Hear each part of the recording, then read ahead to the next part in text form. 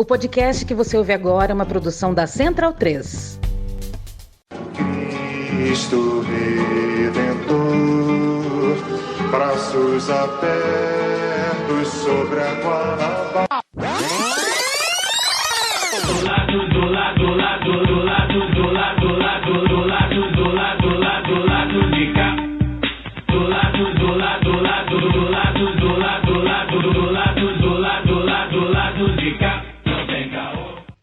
Bom momento, ouvinte do lado B do Rio. Eu sou a Luma e tô passando para avisar que a We Create Idiomas, a escola de idiomas parceira do lado B, está com matrículas abertas para 2025. Então, se você quer estudar inglês ou espanhol, no conforto do seu lar, online, ao vivo, com professores graduados em letras, esse é o seu momento. Até dia 30 de novembro, estamos com condições especiais para matrículas. Segue a gente em @WeCreateIdiomas. Se você não sabe escrever WeCreate, fica tranquilo. É WECREATE Idiomas. E lá você vai achar todos os links para o nosso WhatsApp, para o nosso site e um monte de vídeo legal. A WeCreate é uma escola feita por 2 professoras, contrata todos os seus funcionários através da CLT e pagamos todos os direitos trabalhistas. Então, nós somos muito preocupadas com questões sociais e vocês podem estudar sem peso na consciência, sabendo que não estão estudando no curso de um bilionário que não está nem aí para vocês. Valeu, galera. Um abraço. Bom momento, ouvintes da Central 3. Hoje é quinta-feira, dia 28 de novembro de 2024. E eu sou o Caio Belandi, direto do seu estúdio com o Lado B do Rio 342, chegando no seu feed. O time está completo novamente, Daniel Soares de volta, junto do Fagner Torres Lima aqui no seu estúdio comigo e a Luara Ramos via internet.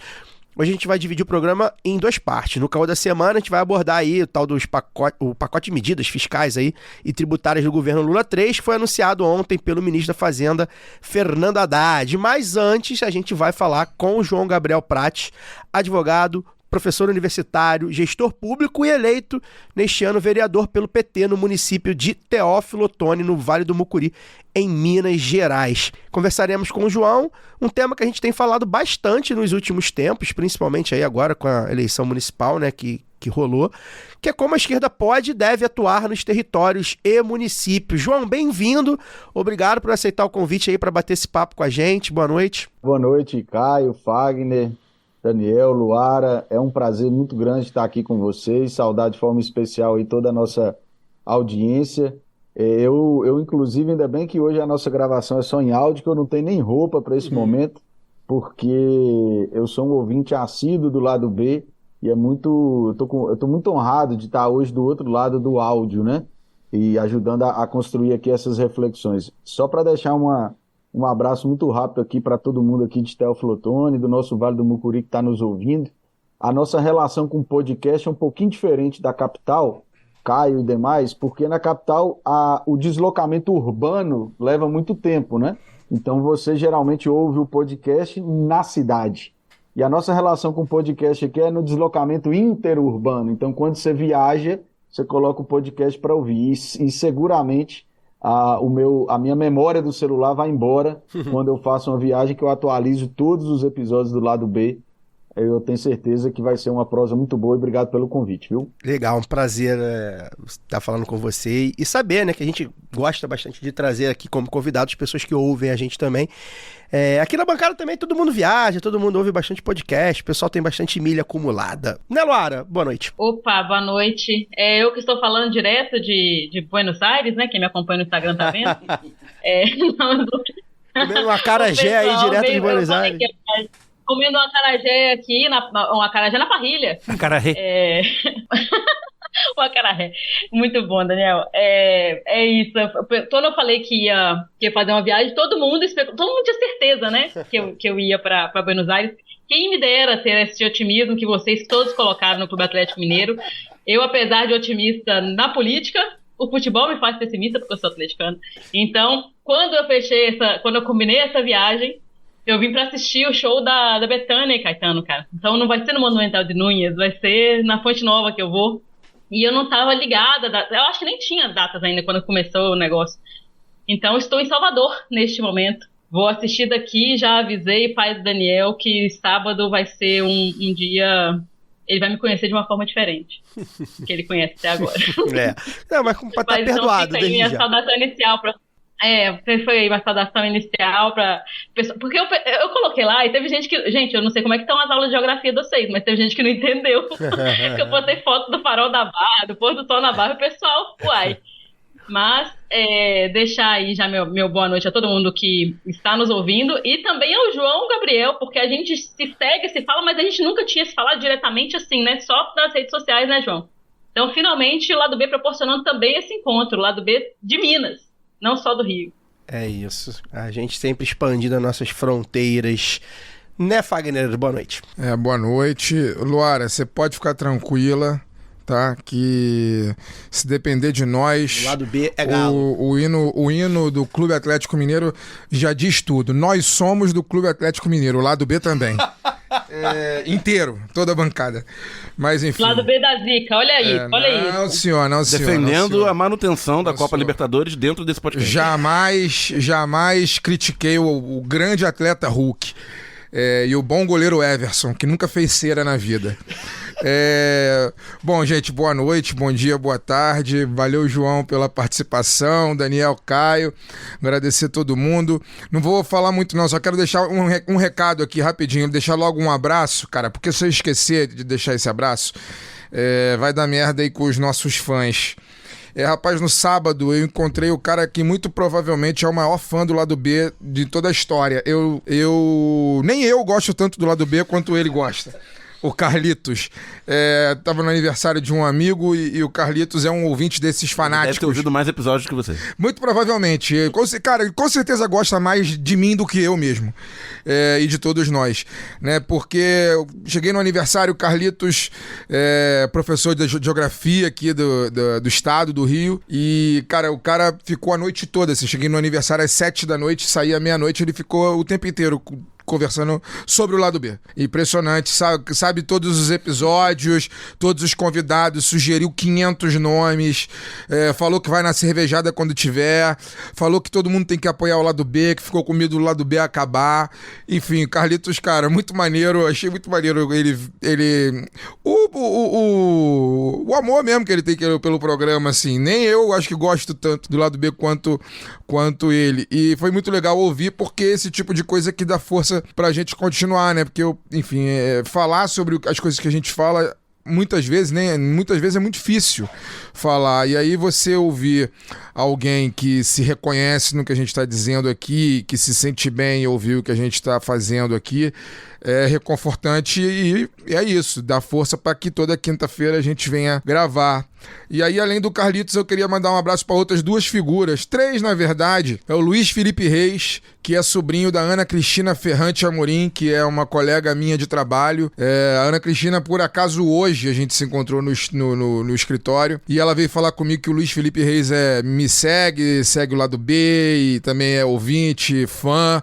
E o amigo dele, o João Vitor, também é outro que segue a gente e acompanha nosso trabalho. Então eu queria mandar um abraço para essa turma toda aí, pro Carlitos, pro Luiz Felipe Reis e pra tia dele, que porventura é minha colega de trabalho, a Ana Cristina, e o João Vitor, que é amigo do Luiz Felipe. Então, sintam-se abraçados.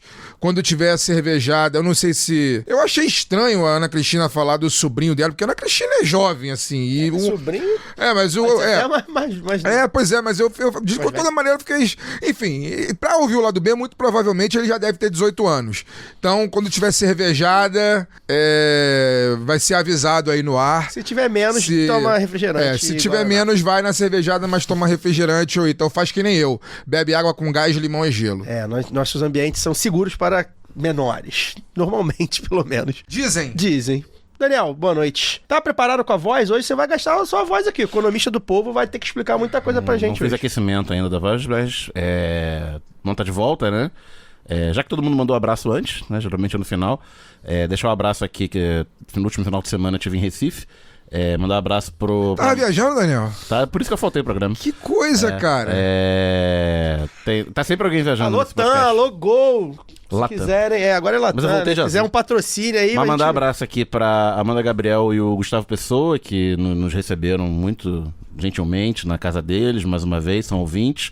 E pro Maurício Targino, que tava, nosso colega aqui de Central 3, no Balão de 2, assistiu o jogo do Acesso do Esporte. São Com artistas ele. esses seus amigos? São artistas? São artistas, trabalham na. Sempre, trabalham né? Só tem trabalham, amigo trabalham artista. com arte. Só tem amigo artista. Trabalham na cadeia produtiva são operários da arte. coisa. E o Targino tive a oportunidade de assistir o jogo do Acesso do Esporte, né, com ele. Ele me fez tirar uma foto segurando a camisa do esporte. A morte é mais suave, hein? Uma imagem proibida em mais de 750 países. Meu Deus. Um abraço pro Targino. Imagina o Targino no jogo do Acesso do Esporte. Sem beber. Tranquilo. Antes da gente iniciar o papo, vou aproveitar aí que tá chegando o fim do mês, cartão de crédito de muita gente aí virou. Eu quero te convidar a apoiar o Lado B. Toda ajuda financeira é bem-vinda para a comunicação independente e com a gente não é diferente, tá, gente? São 3 planos de financiamento. O plano fechamento é o de R$10 por mês. Nele você concorre ao sorteio da camisa crítica. Inclusive, eu vou fazer o último sorteio do ano aí nos próximos dias. E você também recebe toda quinta-feira a newsletter Lado B de Ler, com textos, reflexões e dicas culturais dos panelistas diretamente no seu e-mail. Essa semana, por exemplo, quem falou foi a Luara Ramos sobre o filme Ainda Estou Aqui, uma resenha maravilhosa. No plano Esquerda Caviar, a contribuição é de R$20 por mês. Além dos sorteios e da newsletter, você ainda faz parte do nosso conselho editorial no Telegram, que entrou bastante gente aí nos últimos dias, o pessoal que tava pendente aí de entrar no grupo, o pessoal já chegou agitado, já tá agitação doida aí com esse lance aí do pacote do Haddad. Tá legal, tá um bom debate lá. A última faixa é o Bom Burguês de R$50, porque quem pode dar mais deve pagar mais, como tá nos ensinando o ministro da Fazenda, Fernando Haddad. Se puder, considere apoiar o Lado B em apoia.se/Lado B do Rio ou orelo.cc/Lado B do Rio. Se você não puder ou não quiser fazer parte de um plano de apoio mensal, mas quer ajudar a gente, você pode fazer um Pix de quanto e em quando quiser para ladobedorio@yahoo.com. Então tá chegando aí o Natal, para quem é de Natal, fim de ano, 13º, para quem é de 13º, tá caindo. Então contribui com a gente aí com a caixinha natalina do Lado B, enviando o Pix para ladobedorio@yahoo.com. Quem sabe assim a gente ajude também a fazer a cervejada. Mais um recado importante, tá? Queria convidar você que está nos ouvindo a ir no YouTube do Lado B para assistir os episódios mais recentes do Lado B Revista. O número 10 foi com Gabriel Gutierrez, professor, jornalista e pesquisador de música. Eu conversei com ele sobre as novas formas de consumo de música, papel do algoritmo, das plataformas, como a música, chega na identidade brasileira, o apelo político da música. Foi bem legal esse episódio. E já o episódio 11, que foi ao ar ontem, foi com o Iderley Colombini, professor de economia da UFRJ, e aí a gente bateu um papo sobre como o capitalismo impõe a automação, a plataformização do trabalho, os desafios impostos à classe trabalhadora para se organizar coletivamente aí num contexto dessas novas formas de trabalho. Então também ficou bem legal, 2 episódios muito bons, de temas assim diferentes, mas unidos daí pela mesma lógica, a lógica do algoritmo, da automação, enfim, ficou bem legal esses 2 episódios aí juntos. Então você vai lá em youtube.com/Lado B do Rio, procura a playlist do novo Lado B Revista e não perca os programas do Lado B Revista, modéstia à parte, estão bem legais. E por fim, já está no ar o site do Lado B. Você acessa www.ladobedorio.com.br e tira suas dúvidas de como apoiar. Você pode entrar em contato com a gente através de um formulário. Você pode conhecer mais dos nossos parceiros e ler o nosso blog. Pois é, a gente está investindo aí nessa modalidade tão defasada, né, que é o texto. Mas enfim, a gente ainda acredita no texto e a gente vai começar a escrever lá sem compromisso no blog do Lado B. Já tem um post meu e um da Luara lá, então você pode acessar www.ladobedorio.com.br e matar essa curiosidade. Bem, agora a gente vai ao que interessa. João, a gente vai falar aqui de maneira geral sobre essa pauta da esquerda nos territórios e na municipalidade. Pra gente é muito importante ouvir vereadores, prefeitos, candidatos a prefeitos, militantes que estão aí na ponta, digamos assim, né? Mas antes a gente quer falar do caso específico da sua cidade, Teófilo Otoni, né? A gente entrevistou recentemente o prefeito Daniel Sucupira. Aliás, o programa está muito bom, eu indico esse episódio porque ele explica vários desafios mesmo do que fazer ali na ponta, né? No cidadão, né? Direto. O episódio número 284. E a partir daí, enfim, o Sucupira, isso acho que foi ano passado, o Sucupira está encerrando agora o segundo mandato, ou seja, o PT ganhou 2 mandatos, né, na cidade e perdeu a eleição agora de 2024 para um candidato do PL. E eu fui dar uma olhada, né, na bancada da Câmara, achei bastante considerável a presença do PT, achei bem interessante a presença de partidos de esquerda também. Mas como é que você e o partido estão enxergando essa derrota no executivo aí na cidade e principalmente o que vocês atribuem essa derrota, né? Acho que foi uma perda importante, uma cidade importante, de quase 150 mil moradores e perdeu para o partido do Bolsonaro. Então, qual é o balanço que vocês fazem aí da eleição de 2024 em Teófilo? Caio, obrigado aí pela oportunidade mais uma vez. Realmente é uma reflexão que eu estou muito à vontade para fazer nesse ambiente aqui. Enquanto você dava seus recados, eu lembrava do nosso glorioso politiquejo, né? Tá numa semana boa para falar de glorioso. Mas o glorioso politiquejo, que é um case interessante nosso de comunicação e o quão é desafiador fazer comunicação independente no Brasil, né? Inclusive eu partilhava lá com a Luara, que é a Luara Colpa, né? Nossa grande companheira também lá de BH. Mas eu estou muito à vontade para fazer esse debate e essa construção aqui com vocês, e eu tomei a liberdade de elencar alguns pontos, porque eu acho que se tem uma coisa que 2024 provou, pelo menos essa foi a realidade que a gente notou tanto aqui em Teófilo Otoni quanto na região, é que essa foi uma eleição absolutamente politizada. Observem, né?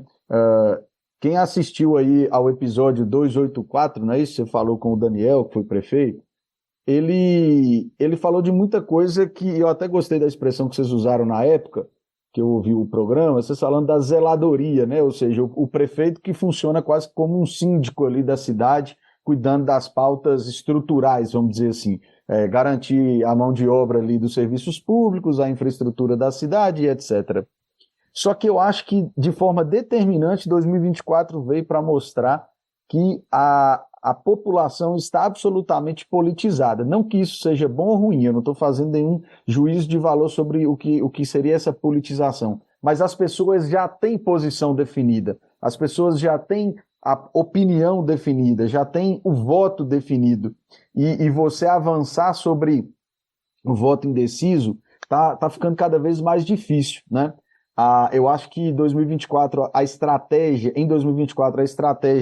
sobretudo do PL, foi avançar sobre as prefeituras e nenhuma candidatura do PL chega de maneira, como é que eu posso dizer, de maneira ingênua, né, em qualquer lugar. Já vem com um pacotão de extrema-direita ali que você tem que lidar com aquilo, né? No caso especificamente aqui de Teófilo Otoni, eles usaram a estratégia de esconder o Bolsonaro, né? Esconderam o Bolsonaro na campanha, adotaram ali o azul e o amarelo, mas esconderam o Bolsonaro, ninguém falou de Bolsonaro. E eu até dei uma entrevista na rádio local aqui, que é a maior rádio, né, de maior abrangência, e que eles são entusiastas da despolitização do debate. E eu dizia, é óbvio que precisa despolitizar o debate, porque se politizar o debate, uma cidade como a nossa, ela é testemunha ocular da diferença que os governos do PT fizeram na vida das pessoas aqui, né? E eu listava, e aproveito para listar aqui, a nossa cidade, ela tem só fruto dos governos do PT a nível federal e municipal. Nós temos um campus de universidade federal, nós temos um campus de instituto federal, nós temos no mínimo 2 grandes conjuntos habitacionais aqui, um está saindo agora com mais de 600 casas, o que para nós aqui é um número muito expressivo. Nós temos aqui milhares de beneficiários do Luz para Todos, gente que ficava no escuro, né? E graças ao governo Lula e à CEMIG, que ainda é estatal, a gente conseguiu levar luz para os rincões aqui do nosso município. Só um parênteses rápido, né? Da dificuldade, eu vou falar do nosso município, mas que em Minas Gerais isso é muito comum. Para vocês terem uma ideia, o nosso município tem de estradas rurais 5.000 quilômetros de estrada rural. Você imagina o que é uma prefeitura cuidar de 5.000 quilômetros de zona rural, imagina o que é essa população nessa larga faixa, nesse largo espaço territorial, né? Então nós estamos falando de diversos programas e políticas públicas que mudaram a vida das pessoas aqui. Restaurante popular, a vinda de uma sede do SAMU que nós temos aqui, que salva vidas todos os dias. Mais recentemente, aí toca muito no nosso trabalho, a chegada da radioterapia, que o governo Lula habilitou para nós aqui no Serviço do Câncer. Então, é claro que precisa despolitizar o debate do ponto de vista local. Porque se você fica no Lula e Bolsonaro, PT e PL, o PL não tem nada para apresentar. Mas mesmo assim, ao longo de Minas Gerais, o PL, com perdão da expressão, veio lambendo as prefeituras. Para quem conhece mais ou menos Minas Gerais, subindo a 381, que é a rodovia da morte, eu até brinco que se o Lula não acertar a 381, ele não vai ter meu voto. Quer dizer, eu vou votar sim, mas eu vou votar com muito pesar, porque a 381 é uma promessa de campanha, mas se você for subindo a 381 sentido Governador Valadares e depois a 116 aqui para Teoflotone, o PL simplesmente lambeu todas essas prefeituras, né? O Vale do Aço, que é um lugar de história do movimento sindical, a Luara está aqui para não me deixar errar, o movimento da metalurgia ali muito forte, com a Cesita, a Uzi Minas, né? O Chico Ferramenta, que foi uma grande liderança lá.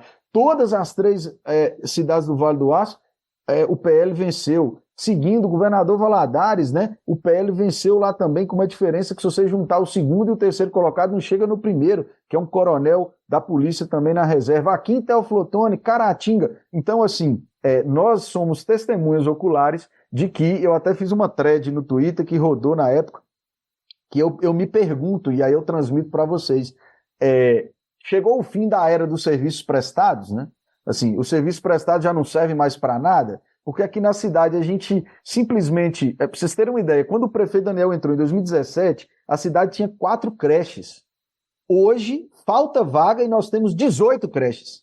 Então você imagina, o cara que mais fez creche, fez médico noturno, abriu não sei quantos PSF, dentista noturno, mutirão de cirurgias, asfaltamento, lugares assim, estruturais que foram resolvidos, e mesmo assim a gente perdeu a eleição na sucessão. Então eu acho que, de uma vez por todas, a gente não é cair no clichê da esquerda, né? De qualquer lugar você saca a carta de voltar para a base, né? Não, temos que voltar para as bases e tal. Mas de fato, disputar a narrativa política, disputar a narrativa da comunicação, porque inclusive a gente teve relatos muito fortes aqui, e aí só para não demorar muito nessa intervenção inicial, de pessoas que estavam vendo a própria rua ser asfaltada, e ela começou a xingar os operadores das máquinas, falando que pode asfaltar o que for, mas que o Partido das Trevas tem que ir para o inferno e que etc e tal. Então, assim, nós temos, claro que é um caso pontual, mas é um caso que reflete o nível de politização que a extrema-direita conseguiu arraigar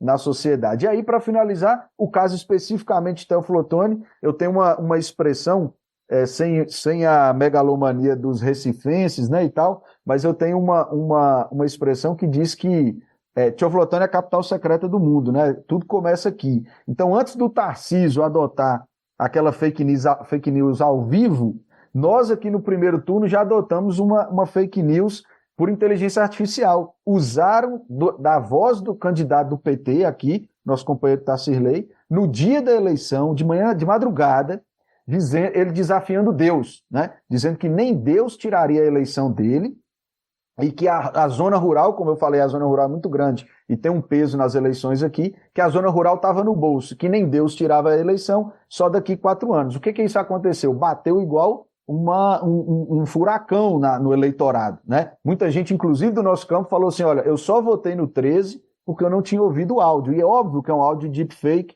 é um áudio falso, mas que de fato conturbou o processo eleitoral, e é muito importante eles compartilhavam o áudio com uma foto do Titanic, que eu não estava entendendo, eu achei que a pessoa tinha mandado errado. Depois que eu fui sacar que tem uma referência muito forte no mundo evangélico, o Titanic, porque tem aquela famosa cena que o capitão fala que nem Deus afunda o Titanic, e o Titanic afundou, né? E esse áudio caiu como uma bomba, é claro que já tem investigação sobre o tema, já tem aí a judicialização desse tema, porém, nós fomos um laboratório muito ruim do que a extrema-direita está disposta a fazer para ganhar as eleições. Desculpa se falei demais, mas nós temos um desafio pela frente. Acho que explicou bem, porque a gente que está de longe, né, e em alguns casos que a gente acompanha de prefeituras do PT, principalmente, contra o PL, essa eu acho que é uma das principais dúvidas, né? Que PL é, e a gente falou aqui quando a gente debateu as eleições, né? O resultado das eleições. fica parecendo que a vitória do PL é a vitória do Bolsonaro, e não necessariamente. E acho que o Teófilo Otoni mostrou isso, né? É uma vitória da extrema-direita, mas não é uma vitória do Bolsonaro, né? Certo, mas eu vou contar um segredo só entre nós aqui, todo mundo que está nos ouvindo. O que os caras fizeram? Eu fui vítima disso. O que os caras fizeram? Eles criaram a narrativa oficial, que na narrativa oficial do PL, eu até falei isso num podcast local aqui, Luara e demais, na narrativa oficial, eles não falavam de Bolsonaro, não tinha nenhum material de campanha com Bolsonaro, não falavam do Nicolas, não falavam do Cleitinho, mal o Romeu Zema, que na outra eleição veio bater de porta em porta para pedir voto, e as propostas de campanha, as principais propostas de campanha do candidato do PL foram: Bolsa Atleta de R$600 para qualquer modalidade da cidade. E eu até falei que ia voltar a pedalar e ir para a academia, porque é importante R$600 no meu orçamento mensal. 2, gratuidade do restaurante popular, que hoje é R$7 com um prato, o prato principal, vamos dizer assim, sobremesa e suco, R$7. Ele falou que vai ser de graça. E terceiro, assistência estudantil para estudantes da rede municipal de R$1.200. Numa prefeitura que o salário base aí de 60% a 70% do funcionário é de R$1,5 a R$2. Então ele vai praticamente dobrar o tamanho metade da prefeitura com assistência estudantil. Então, assim, com pautas absolutamente de esquerda, né? Com programa Pé de Meia, programa Bolsa Atleta, restaurante popular. Então, assim, essa narrativa oficial, ela tinha vergonha de ser de direita, vamos dizer assim. Porém, eles criaram uma narrativa do esgoto, né? Eles criaram a narrativa do submundo. E tinha uma página, inclusive, que ela já vem sendo alimentada há muito tempo para ganhar engajamento na rede social, que ela estava disposta, e eu não quero entrar aqui no mérito para ninguém me processar, de qual é a motivação que levou o dono dessa página a estar disposto a fazer o que ele fez. Um personagem político conhecido na cidade. Ele estava disposto a fazer o lixo bolsonarista, entendeu? De falar mal da família das pessoas, de falar que um político teve a ver com briga de PCC e Comando Vermelho. Então, assim, como a página não tinha dono, não tinha nome, ela fazia o esgoto bolsonarista. E, em paralelo, tinha o núcleo, né? Como a gente viu os núcleos do golpe, a gente tinha o núcleo aqui, que é o núcleo radical, que alimentava esse extremismo nas igrejas evangélicas, que mobilizava parte do empresariado local que nunca teve tanta vida boa, vamos dizer assim, quanto no governo do PT, com o total apoio do Sebrae. A prefeitura foi um grande fomentador do desenvolvimento local, mas o ódio de classe é muito forte, né? Então os comerciantes locais também se mobilizaram na pauta de extrema-direita. Então o PL daqui, quem é? É um coronel da Polícia Militar na reserva, que tem um discurso tecnicista, sei lá, à lá Paulo Guedes, né? Ele também é professor e tal, mas à lá Paulo Guedes, mas que tem uma base de sustentação absolutamente radicalizada e que garantiu a diferença de votos necessária para ele ganhar. Então, como eu disse no início, ninguém é PL de forma impune, né? Assim como a gente espera que ninguém seja PT também, só com pauta de centro-direita, né? Então, assim, o PL aqui não é propriamente o Bolsonaro que não sabe nem comer direito, mas também ele precisa alimentar a base extremista para sobreviver. Excelente. Luara. Agora, é curioso que falando da pauta que se assemelham, né, se assemelhariam à pauta de esquerda dos caras, mas nessa hora não tem quem pergunte de ajuste fiscal, né, João? É uma prefeitura de interior. Ninguém fala de responsabilidade fiscal com um cara que promete... Quando é de esquerda fala que é populismo e não tem recurso. Exatamente. E nossa, tem tanta coisa pra perguntar, mas eu acho que eu quero enveredar por aí, assim, pegar... então, como é que tá essa situação? Vocês sabem quem são os atores? Porque eu acho que quando a gente... não sei se foi Caio, você que falou agora há pouco, né? Acho que vocês dois concordaram que se não é uma vitória do Bolsonaro, é uma vitória do bolsonarismo, mais até do que da extrema-direita. Porque como a gente fala extrema-direita, existem vários personagens. Existe sei lá, o mileísmo na Argentina, se a gente pode chamar assim. O bolsonarismo tem essa coisa que você citou, né, dos núcleos, que a gente já viu. Então me parece que a gente está conseguindo chegar perto desse modus operandi, né, da extrema-direita, que a gente já viu, da extrema-direita bolsonarista, né, que a gente já viu que esses caras que se juntam para fazer alguns cursos, né, o próprio Nicolas de vez em quando dá ali suas aulas e tal, quando aparece, dá as caras. Tem tentado fazer também uma estratégia conjunta, parece que ele queria lançar uma coisa de ter como se fosse um lugar que as pessoas tivessem modelos de projetos de lei, né, para poder reproduzir no país inteiro. Que é uma coisa absolutamente razoável, se a gente for pensar em termos, né, de alinhamento da política, mas a extrema-direita, isso preocupa porque, né, como você falou, da radicalização que esses caras buscam. Então, eu queria saber como é que tá e como é que vocês têm enfrentado isso. Tá judicializado? Vocês sabem quem são as figuras, que pretendem com isso? E também, aí você pode falar até como profissional também, né, da área, qual que são as expectativas, né? Porque a gente sabe que o tempo da justiça eleitoral é completamente distorcido em relação ao que acontece das eleições. Quer dizer, o cara é eleito, aí fica ali, exerce mandatos e tal, aí às vezes lá pro final do mandato, o mandato do cara vai ser cassado, mas quer dizer, o cara não teve prejuízo nenhum. Ou seja, vale a pena mentir, vale a pena cometer crime eleitoral, vale a pena fazer tudo isso. Você se elege quem você quiser, responde, né? É muito raro ver as pessoas que respondem criminalmente, né, por esse tipo de crime, ainda mais na internet. A gente está vendo agora julgamentos sobre a responsabilidade das redes sociais, então acaba envolvendo tudo. Eu acho que é um debate extremamente relevante, até para a gente pensar como é que nós vamos fazer para as próximas eleições, porque essa coisa da inteligência artificial foi lá atrás, ainda nas eleições de 2018, eu lembro que o pessoal já falava assim, nossa, as próximas eleições vão se usar muito e tal. Mas, por mais que tenha usado, eu não acho que usou tanto quanto a gente imaginava que ia usar, usaram de forma pontual até para poder esconder essas coisas, né? Esconder por perfis que não eram... A gente sabe que era atrelado aos perfis principais, aos perfis oficiais, né? Ou que beneficiavam candidatos da extrema-direita, mas que não apareciam. Então, como é que a gente responsabiliza essas pessoas? Acho que é uma questão que, na verdade, já era óbvio que a gente tinha que discutir, mas que não vem sendo discutido. Como é que vocês aí, que sofreram isso diretamente, ou até, né, indiretamente, mas que... Isso aconteceu também, que você citou, vou aproveitar para poder falar aqui. Isso aconteceu em Valadares também. Não tinha o oficial lá, mas os materiais apócrifos rolaram, assim, absurdamente. E é uma prática que já era comum, a gente já viu isso sempre aconteceu em eleição, mas que os caras parecem que aperfeiçoaram. Então, para poder fechar aqui, o que eu quero dizer? Como é que vocês estão enfrentando? O que você... se já pensou alguma coisa assim, de expectativa, né? O que você acha que pode ser feito? Como é que a gente faz para poder acelerar essa responsabilização?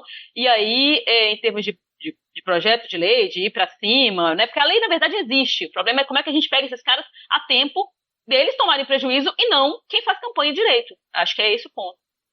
Não sei se foi... Não, sua posição foi muito boa. Na verdade,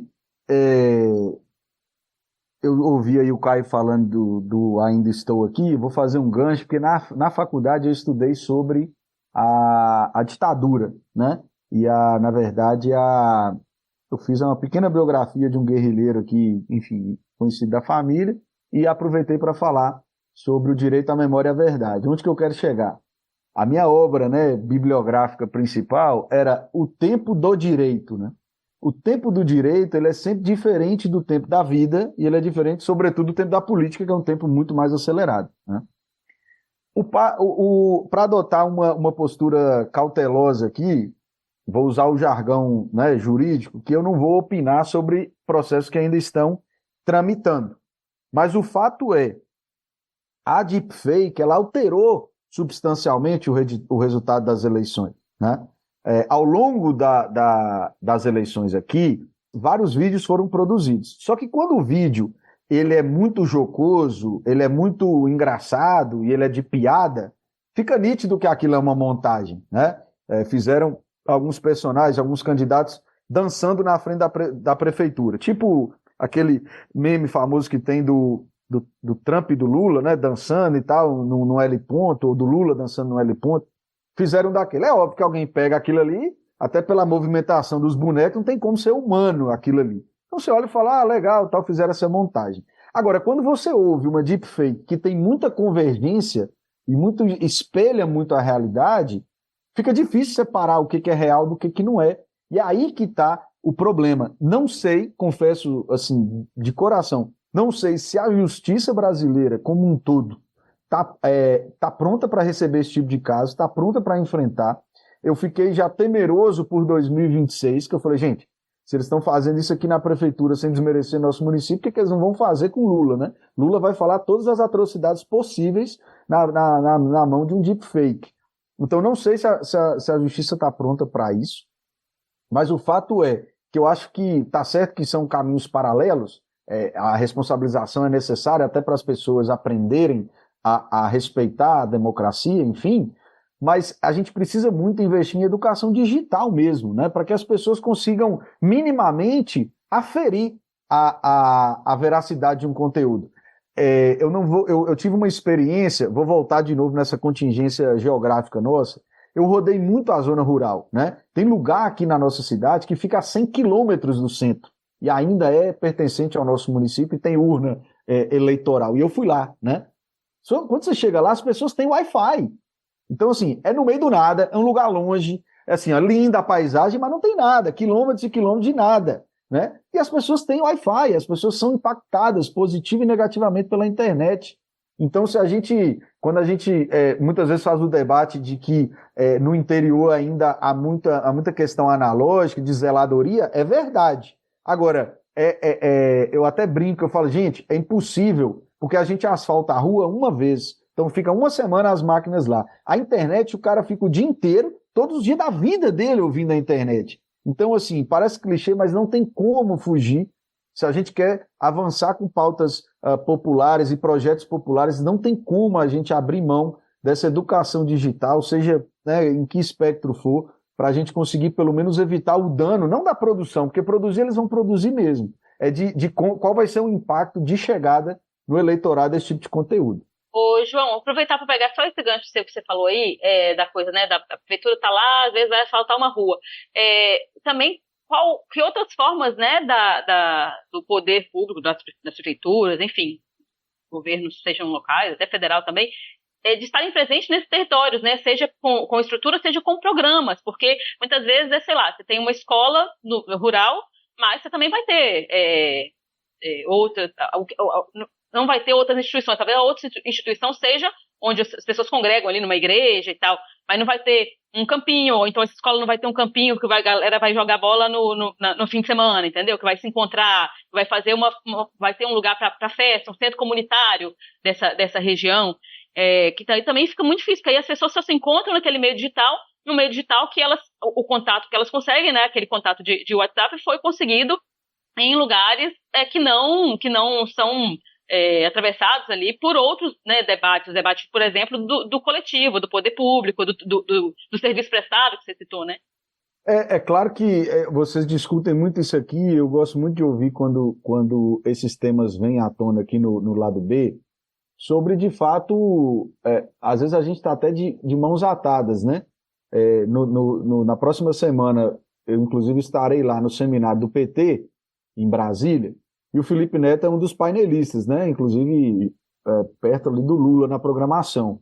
Ele falou uma coisa, inclusive no livro dele, né, que é interessante, que assim, às vezes a gente fica um pouco de mãos atadas porque competir com o frisson da internet com conteúdos da extrema-direita é muito difícil, porque o que viraliza são afetos ligados à extrema-direita, que a extrema-direita não tem nenhum pudor de potencializar. Ressentimento, ódio, raiva, vingança, eles não têm pudor de avançar com esses conteúdos. No caso nosso da esquerda, eu acho que um ponto fundamental é a gente, usando uma expressão, a gente tomar posse das políticas públicas, né? Sem querer, mais uma vez, parecer clichê, né? Mas é a gente voltar ao que talvez tenha sido um dos problemas no passado, é da gente articular na sociedade, seja ela do tamanho que for, a relação entre aquela prestação que está chegando e o projeto político que está no governo, que é um exemplo muito claro disso que eu estou falando, que você falou, o Caminhos para a Escola. Eu dou aula aqui numa universidade, quer dizer, afastei, mas estou vinculado a uma universidade privada aqui na cidade. É uma universidade que faz a diferença, né, dentre as outras, mas faz a diferença aqui porque o ProUni, o FIES e as bolsas estão muito fortes aqui, né? Então chegam dezenas de ônibus e vans todos os dias aqui na nossa universidade, tanto a federal quanto as particulares. No caso de boa parte da população de Teófilo Otoni, que mora na zona rural, que vem estudar, qual é o transporte? O transporte é o Caminhos da Escola. Aquele ônibusinho amarelo que foi criado lá com o Haddad. O cara usa aquele ônibus todo dia e se perguntar para ele, para ela, para o estudante ali, para a estudante, provavelmente ela não tem nem ideia de que foi o governo do PT que olhou e falou assim, pô, peraí, a zona rural precisa, o cara não tem dinheiro para ficar bancando van para ir estudar. Então, assim, de fato, a gente tem a faca e o queijo na mão para articular, falar, olha, só está chegando aqui agora porque há um projeto assim assado que prioriza essa chegada. É uma tarefa simples? Não é, né? Mas é uma tarefa que eu acho que precisa ser o norte, precisa ser a utopia no horizonte para a gente conseguir voltar com esse debate. E aí eu conto só mais uma passagem aqui para finalizar. O Nicolas esteve aqui na semana passada, né? Ele veio aqui. Eles são muito astutos, né? Quando eles estão numa pauta que é de prestação de serviço, eles não politizam o debate, né? Ele só citou o nome de Deus no final da fala. Por quê? Porque ele sabe que na prestação de serviço ninguém fez mais do que o PT aqui na região, entendeu? Então, eles já estão desenvolvendo uma estratégia, como o Caio bem perguntou, para tentar gourmetizar o bolsonarismo, para falar, não, aqui eu estou trazendo emenda parlamentar para ajudar aqui a causa. Mas quando chega lá, tanto é que foi uma declaração dele no dia seguinte, xingando a Haddad, xingando a Dilma, xingando a Janja, que é isso que faz o cara se alimentar. Então, eu acho que a gente não pode abandonar a prestação de serviço, que afinal de contas, né, em alguma medida é por isso que a gente luta por ocupar os espaços na política, mas em paralelo à prestação de serviço à política pública, a gente tem que, de fato, ligar o que está sendo feito com o projeto político que está no governo atualmente e diferenciar com as entregas. Isso tem uma coisa que eu vou fazer na Câmara Municipal aqui, é diferenciar o joio do trigo, vocês podem ter certeza disso. Bom, João, uma pergunta, cara, uma coisa que você falou aí que muito me preocupou, né? Você falou logo no início do programa, era um dado que eu não tinha, mas você foi citando aí o nome de algumas cidades, algumas bastante importantes, que eu não sei exatamente a população, mas sei que tem população grande, né, que o PL levou, né, a eleição municipal. E isso é um dado muito preocupante pensando em 2026, porque Minas Gerais é o fiel da balança. Swing né? State. Quem ganha em Minas Gerais é eleito presidente da República. Né? Isso é histórico, isso já vem de muito tempo. E uma vez que o Estado, a partir de agora, além de ter o governo que tem, né, do governo Zema, que é um dos cotados aí a, quem sabe, ser o candidato da extrema-direita em 2026, além do próprio Tarcísio em São Paulo, mas o Zema talvez de ordem prática ele até seja mais favorito que o Tarcísio a ser o candidato, não necessariamente a ganhar a eleição, mas ser o candidato, porque afinal de contas ele vai estar em final de mandato e o Tarcísio ainda tem a possibilidade de reeleição em São Paulo, né? Então Minas já tem o governo que tem, né? Um governo ultraliberal, bolsonarista, de carteirinha, já vai aí para o seu 7º ano de mandato. E você vem me falar que as prefeituras de Minas Gerais agora também, boa parte delas, de cidades importantes, caíram na mão do PL. Isso me preocupa muitíssimo pensando em eleição geral de 2026, né?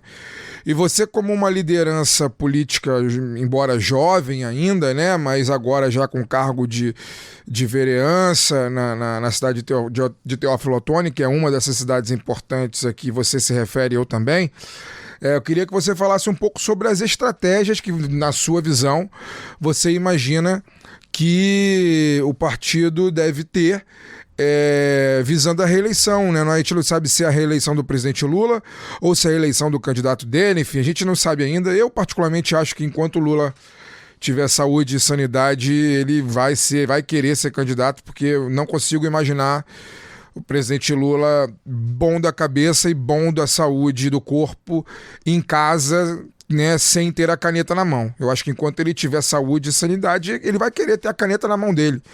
E eu acho que é muito bom que seja assim. Por mim, presidente vitalício, porque a gente não tem ninguém melhor. Eu falo muito diretamente. Peço licença para dar uma pausa no programa e apresentar os E aí, como é que você vê isso, né? Como é que você vê você como uma liderança política agora da sua cidade, né? Que, imagino eu, deve ter influência em cidades menores, né? Influência de opinião, influência de comportamento político em cidades menores. Como pensar aí a estratégia falando, né? A estratégia mineiramente falando, porque a gente, repito, né, a gente sabe que historicamente quem ganha a eleição em Minas Gerais é eleito presidente. Então não dá para imaginar que o governo do PT, que vai concorrer à reeleição, perca num estado tão importante. Ô Fagner, você sabe que tem uma frase, eu tô frasista hoje, tem uma frase que diz que o mineiro, para fazer sucesso, tem que ir pro Rio de Janeiro, né? Foi assim com Drummond e uma série de companheiros aí. E enquanto você falava, eu não sei se a Luara compartilha comigo, mas uma das coisas que mais me chocava antes das eleições era a ausência do debate público progressista capilarizado em Minas Gerais. Eu te desafio a você me nominar assim, se você me nominar 3, eu vou me recolher a minha insignificância, porque realmente eu estou fora da podosfera.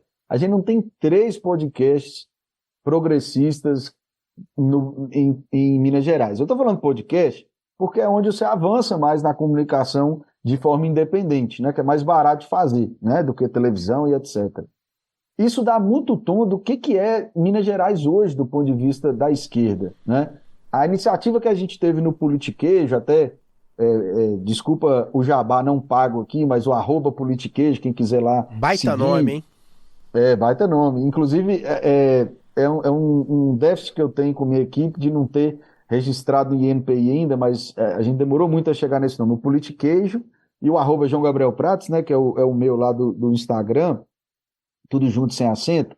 Mas na sua pergunta objetivamente, Fagner, eu acho que a gente infelizmente está ainda lambendo as feridas, né? A esquerda em Minas Gerais precisa retomar muito o seu protagonismo. E você citou a minha fala, né, sobre o Vale do Aço.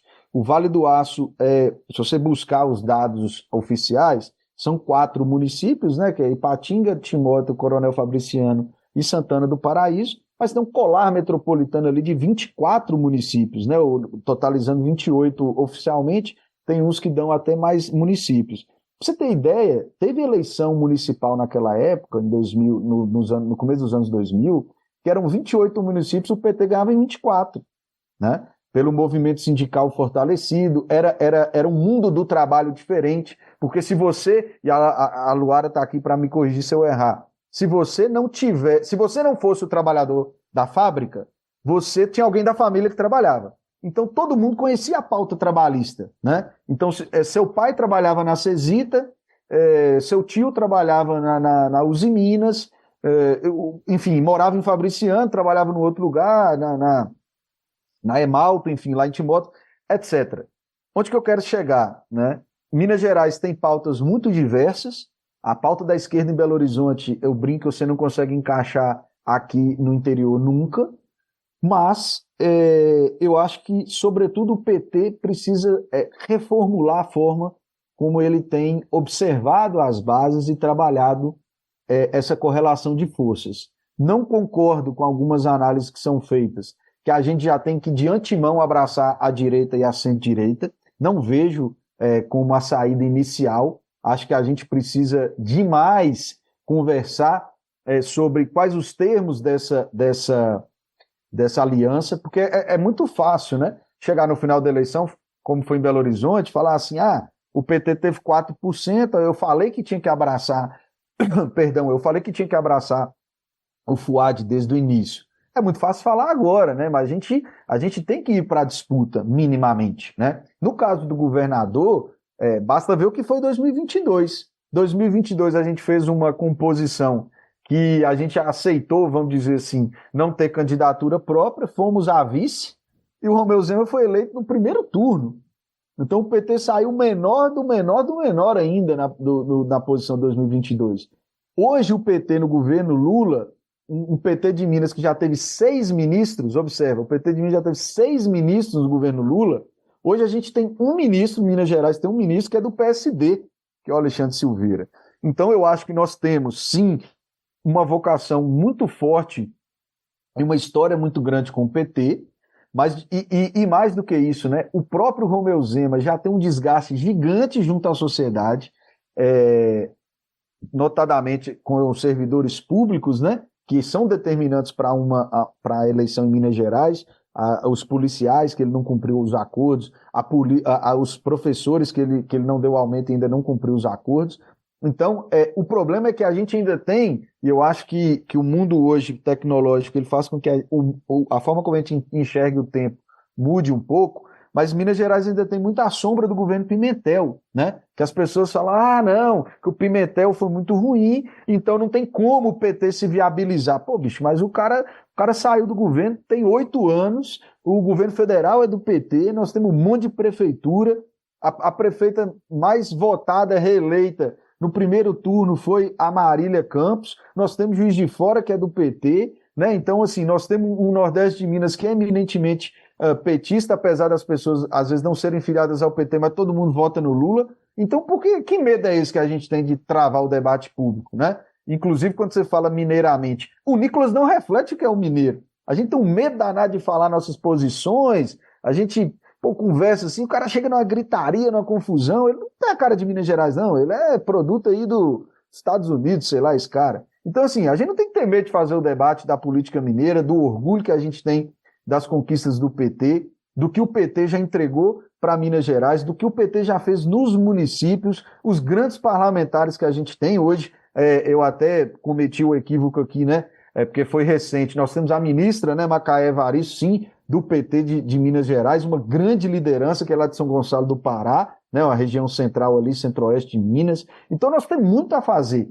É óbvio que a gente não pode deixar de lado uma estratégia eleitoral, que, como eu disse, a gente precisa vencer para ocupar os espaços, porque não adianta, como a gente gosta de dizer, que a esquerda te lelê, que você levanta, vamos aqui fazer só a nossa candidatura e não ocupa espaço nenhum, pede para vereador, pede para prefeito, não faz cadeira de deputado, não faz cadeira de nada, né? Mas a gente precisa, sim, retomar o orgulho que o PT tem em Minas Gerais e o orgulho que a gente tem de carregar essa bandeira e as entregas que a gente tem para o povo mineiro. Não vai ser uma tarefa fácil para 2026, os caras vêm muito fortes. Eu não sei se vocês perceberam, né, porque talvez, né, vocês avaliem mais a política do Rio, mas no debate 6x1, o Nicolas está sendo massacrado, porque, inclusive, a base dele é evangélica, que é pobre, que é composta por trabalhadores, e é uma outra pauta que eu trago, né, que a gente não pode perder de vista a luta de classe, e que ficou muito claro no pós-eleição. Se você entrar no perfil do Nicolas, o povo está falando, Nicolas, eu te admiro, que eu sou temente a Deus, mas a escala 6x1 não dá. Por que você fica defendendo isso aí ainda? Então, no debate da escala 6x1, o Nicolas e o Zema foram para o mesmo saco, e o Cleitinho veio para o lado de cá, fez um discurso emocionado lá no Senado, falando do pai dele, que provavelmente é a realidade que ele viveu mesmo, que o pai dele não ia para o jogo de futebol, que o pai dele não ia para a reunião de pais porque ele só sabia dormir graças à escala 6x1. Então também já tem uma estratégia da extrema-direita com relação a esses personagens no tabuleiro para tentar dominar Minas Gerais. E a gente precisa, e eu estou disposto a fazer isso aqui no Nordeste de Minas, erigir, levantar essa bandeira e levantar essa trincheira de resistência, porque, como a gente gosta de dizer, aqui não, Tatu, aqui é asfalto, e nós vamos para cima desses caras. O João acabou quase entrando na resposta da pergunta que eu vou fazer, né? Que é para já tá encerrando, né? A entrevista. Dentro desse contexto que a gente falou aqui, né? Até agora, como é que você pretende trabalhar a comunicação do seu mandato, né? Considerando o mandato de esquerda numa cidade de porte médio, mas que é a principal, né? Da região, de uma região super importante de Minas e que em 2022 e outras eleições garantiu a eleição do Lula do Lula ser o mais votado no estado, né? Pois é, não foi uma margem muito pequena que o mas Lula... com forte votação no norte e nordeste de Minas. Qualquer votinho aí vai ter relevância. Ô, Daniel, boa sua pergunta. Eu vou até tentar recuperar aqui um fenômeno que já era mais ou menos a antessala de 2024. Entre o primeiro e o segundo turno, aqui na nossa cidade, os caras tiraram mais ou menos 2.500 votos de diferença, né? Então vamos lá, o Lula teve no primeiro turno foram 4.000 votos de frente para o Bolsonaro. No segundo turno foi 1.500. Aí você vai me falar mesmo que o cara que votou na Tebet, o cara que votou no Ciro Gomes, ele migrou, como é que eu digo isso? Espontaneamente pro Bolsonaro no segundo turno, o que prova que realmente a gente teve uma margem muito pequena e um avanço, né, da estratégia da extrema-direita, com muita grana e muito uso de tecnologia, para tentar demover os nossos eleitores, né? E aí, quando você diz da estratégia do mandato, realmente Teófilo Otoni hoje é uma cidade que influencia em 1 milhão de pessoas, né? Nós temos uma contingência, aí também transmito aí para os nossos ouvintes, né? Nós temos uma contingência local aqui, que nós temos uma área muito grande e com a população muito baixa. Então a densidade demográfica é muito pequena, o que faz também uma dificuldade para a gente eleger deputado, né? Que o cara tem que andar muito para conseguir os votos, sobretudo no campo progressista, né? Isso tem uma raiz histórica, porque eram muitas fazendas para eram muitas áreas, né? Fazendas muito grandes para poucas famílias, então fez com que a ocupação do território fosse muito espaçada. Então a ideia do nosso mandato é de fato trazer essa pauta da saúde, né? Que é o histórico que eu tenho aqui local, do meu trabalho de gestor frente ao Hospital do Câncer aqui da região, que é o Hospital Bom Samaritano. Tem também a pauta da educação, né, que é um setor que confia e confiou no nosso mandato, o servidor público, sobretudo da educação, e, de fato, fazer o que eu chamo ali de defesa do legado do PT, que inclui uma narrativa comunicacional que a gente precisa avançar, né? Na última semana a gente teve reunido com a juventude do PT e Levante Popular e uma galera aqui, e a necessidade que eles têm, inclusive, de serem informados sobre a nossa versão dos fatos, que é a versão dos fatos que roda, né, a versão dos fatos políticos que roda na cidade, é sempre do mainstream, que é a rádio, a maior rádio da cidade, os maiores veículos que vivem de propaganda local, né, e que a versão dos fatos que roda sempre é a versão da Casa Grande, vamos dizer assim. Então, o nosso mandato, humildemente, vai ter também essa tarefa de trazer os temas, e observem, não só os temas locais, que é óbvio, né? Eu vou estar na oposição ao PL aqui na cidade, mas também traduzir para as pessoas a importância da discussão dos temas locais e diferenciar quem são as pessoas e os políticos que defendem ou não essa pauta. Para vocês terem uma ideia, o Nicolas foi majoritário aqui na cidade, né? O Nicolas é o deputado federal eleito com o maior número de votos, né? E na thread que eu fiz logo lá no Twitter, no @JoãoGabrielPrates, @JGPrates, lá logo depois das eleições, eu fiz essa distinção, né? Me perguntando, e me pergunto até hoje, se a era dos serviços prestados está em baixa, porque o Leonardo Monteiro, que perdeu em Valadares, que foi o caso que a Luara citou, ele é um cara de 6 mandatos de deputado federal. Ele simplesmente ele trouxe uma universidade para a cidade, ele no braço, trouxe uma universidade para a cidade, trouxe no mínimo 2 conjuntos habitacionais, vai duplicar a ponte, que é como se fosse a ponte Rio-Niterói aí, atravessando o nosso Rio Doce aqui, ele vai duplicar a ponte, conseguiu a obra já com o governo Lula, enfim, trouxe a faculdade de medicina, tem uma série de coisas que o cara fez, e simplesmente se juntasse ele, que ficou em segundo, e o terceiro, não chegava num coronel bolsonarista, inclusive que me processou uma vez, porque ele falou da chacina do Jacarezinho daquela vez, chamou de faxina, e eu xinguei ele de fascista, ele me processou, estou respondendo até hoje isso aí na justiça. Então, assim, é esse tipo de política que está posta aqui na cidade e, de fato, a comunicação é determinante para isso. E é por isso também que eu reforço, né, meus cumprimentos a vocês, desejando vida longa ao lado B, que vocês sigam firmes aí fazendo essa comunicação independente, essa comunicação de esquerda. Se quiserem, né, eu tenho aqui, como o Fagner passou aí um aniversário com indicações, eu tenho também uma porrada de indicações para fazer Brasil afora, para vocês ouvirem as perspectivas que são diferentes de cada local, mas que eu acho que pela força da comunicação, pela força da tecnologia, por mais que cada lugar tenha a sua peculiaridade, eu acho que há um denominador comum ali da política, e na hora que...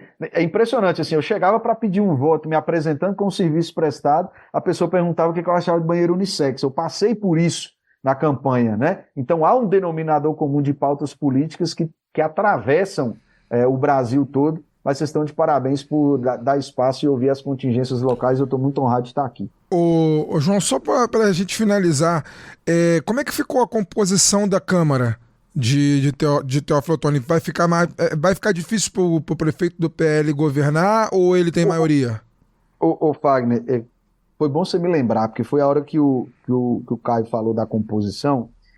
Uma coisa que não mudou na política municipal e nas eleições municipais é a sopa de letrinhas e o jogo dos partidos, né? Então, você imaginar que alguém do Rede não seja propriamente de esquerda é muito comum no interior, né? Nós fizemos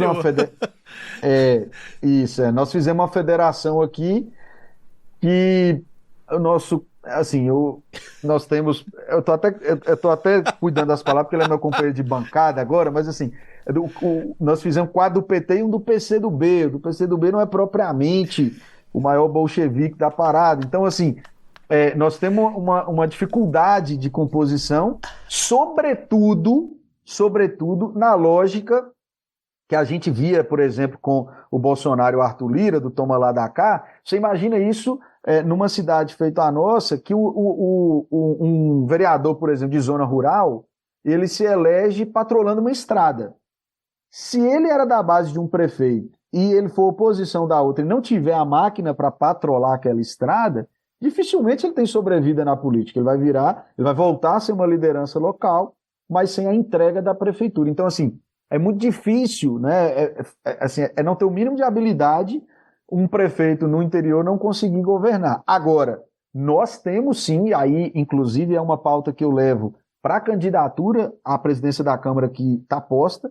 O meu nome está posto para a presidência da Câmara local. É óbvio que a gente não é ingênuo de fechar portas para o diálogo, né, para a composição, sobretudo com o centro, mas a gente tem um legado a defender, né? O PT governa o país pela 5ª vez e essa é a 4ª vez que nós estamos governando o nosso município, né? Nós trouxemos, nos últimos 20 anos, a gente gosta de brincar, né? Nos últimos 20 anos só teve um mandato da direita. Da extrema-direita nenhum, mas da direita só um mandato. Então, assim, realmente esses caras estavam com ódio da gente, eles vieram com tudo para ganhar mesmo. Para dizer objetivamente, Fagner, infelizmente a correlação de forças, no papel, ela, saindo das eleições, ela é uma correlação 50-50, vamos dizer assim, mas a gente sabe que no decorrer do mandato, a relação de dependência dos mandatos com a prefeitura é muito grande. Só que a gente tem uma bancada, sobretudo do PT, uma bancada aguerrida, grandes lideranças, liderança rural, liderança feminista, liderança da saúde, né? Também nós temos um outro líder da saúde, que é esse camarada do PCdoB, o grande camarada que eu citei aqui. Então, assim, nós vamos fazer essa nossa composição. Agora, da nossa parte, e eu acho que essa é a esperança, inclusive, de parte da nossa militância, é que a gente não faça uma oposição infértil, uma oposição, enfim, cega, né? Tudo que for positivo para a cidade nós vamos trazer. O fato é, nós vamos estar aqui para lembrar que os caras esconderam Bolsonaro, que os caras fingem não ser de extrema direita, mas alimentam a base extremista, e que a direita nunca trouxe nada para a cidade.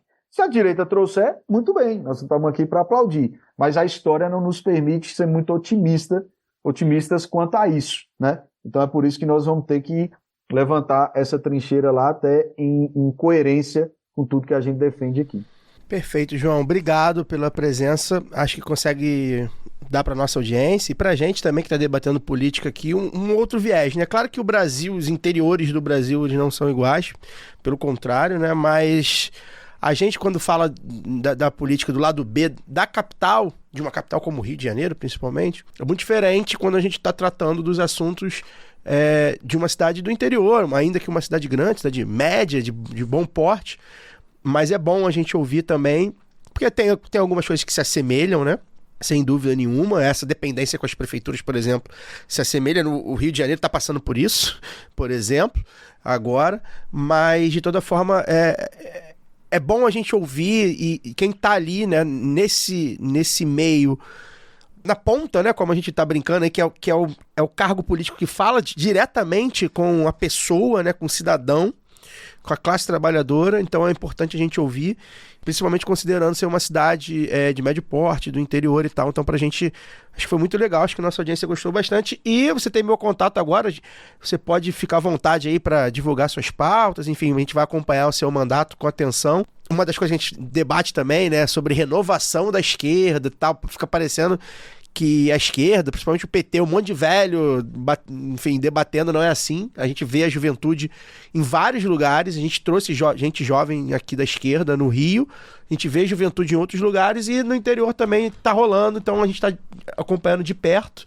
E fica à vontade também para sugerir aí outros convidados. E Teófilo Otoni é uma cidade muito, assim, é importante, uma cidade importante. Sim. Porque fica ali, como o João falou, ali naquele meio no Nordeste, ali noroeste do estado, é uma região, o João pode me corrigir, mas assim, é muito perto do Espírito Santo também, naquela meiuca Espírito Santo, Bahia, Minas ali. Se demole, eu não tenho aqui o dado de cara, mas se demole, fica mais perto de Vitória do que de Belo Horizonte, não sei como é que é, mas se também não for isso, não é muita diferença. Região denominada Luara Ramos, né? Região Luara Ramos, ali. Que tem Grande Luara Ramos. Tem um jeito mineiro, mas tem ali uma proximidade muito grande com outros dois estados importantes, ali, a Bahia. Luara Ramos. É isso mesmo, Fagner. Inclusive tem um dado histórico curioso, a gente pode incluir outro programa só para isso, que o Teófilo Benedito Otoni, né, que deu nome à cidade, ele foi um senador liberal, né, do Segundo Império.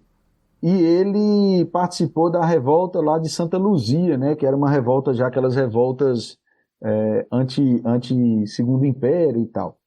E a gente entendeu, e a história ainda tem algumas leituras, que meio que foi uma punição para ele, porque ele queria explorar comercialmente alguns lugares, né? Só que não iam entregar o filé para ele. Falaram assim, não, então tudo bem, você vai lá para o Nordeste de Minas, que aqui a nossa mata é muito fechada. Observa, para quem está nos ouvindo, né, esse conteúdo em áudio, ele vinha de barco do Rio de Janeiro até Caravelas, que é no sul da Bahia, e ele tinha que descer o rio Mucuri, sentido Nordeste de Minas, né? Então era uma mata muito fechada, isso nós estamos falando da segunda metade do século XIX, era uma mata muito fechada com uma população indígena muito brava, né? Os índios botocudos aqui, eles eram muito bravos, né? Então tem inclusive passagens homéricas que veio primeiro uma expedição meio que para desbravar a navegabilidade do rio.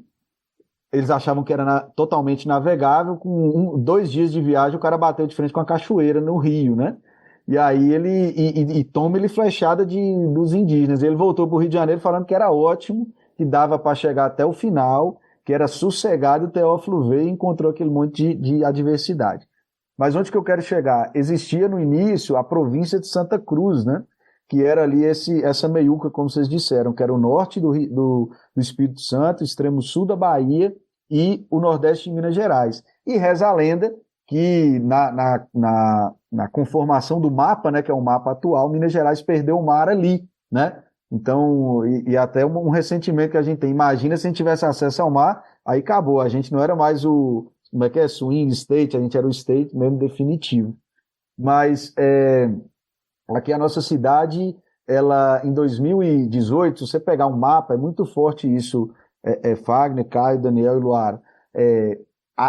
A cidade de Teófilo Otoni, ela faz uma divisão absolutamente literal. Da nossa cidade para cima, o mapa é vermelho, era Haddad. Da nossa cidade para baixo, era verde, do Bolsonaro, assim, um infográfico lá que você acessa nesses portais de comunicação.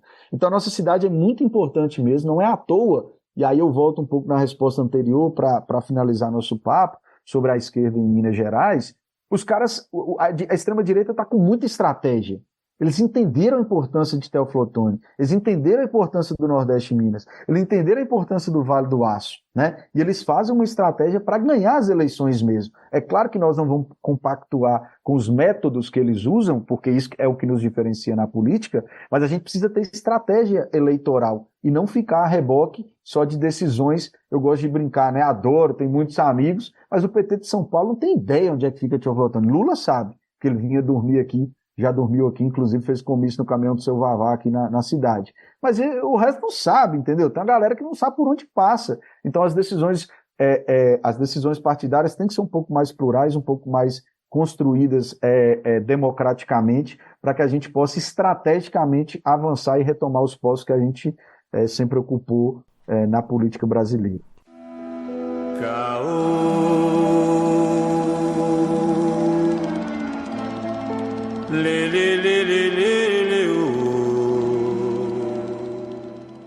É isso. João, deixa suas redes aí como recado final, por favor. Obrigado, valeu. Beleza, obrigado. Desculpa se me estendi aqui na programação, mas quando você pega um parlamentar, advogado, professor, tem que soar a campainha. Mineiro ainda por cima. Mineiro, na verdade, depois eu vou mandar para você uma música que pode encerrar o programa. Pode mandar. Vocês editarem, que fala que a gente é baianeiro, né?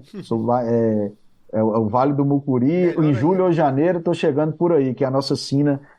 Até fica emocionado, porque é a nossa sina de andar, né? A gente tem que sair daqui para tentar uma vida melhor. Eu consegui, com a estrutura que a vida me deu, retornar com os meus diplomas de braço do braço e a utopia na cabeça para a gente fazer a luta aqui.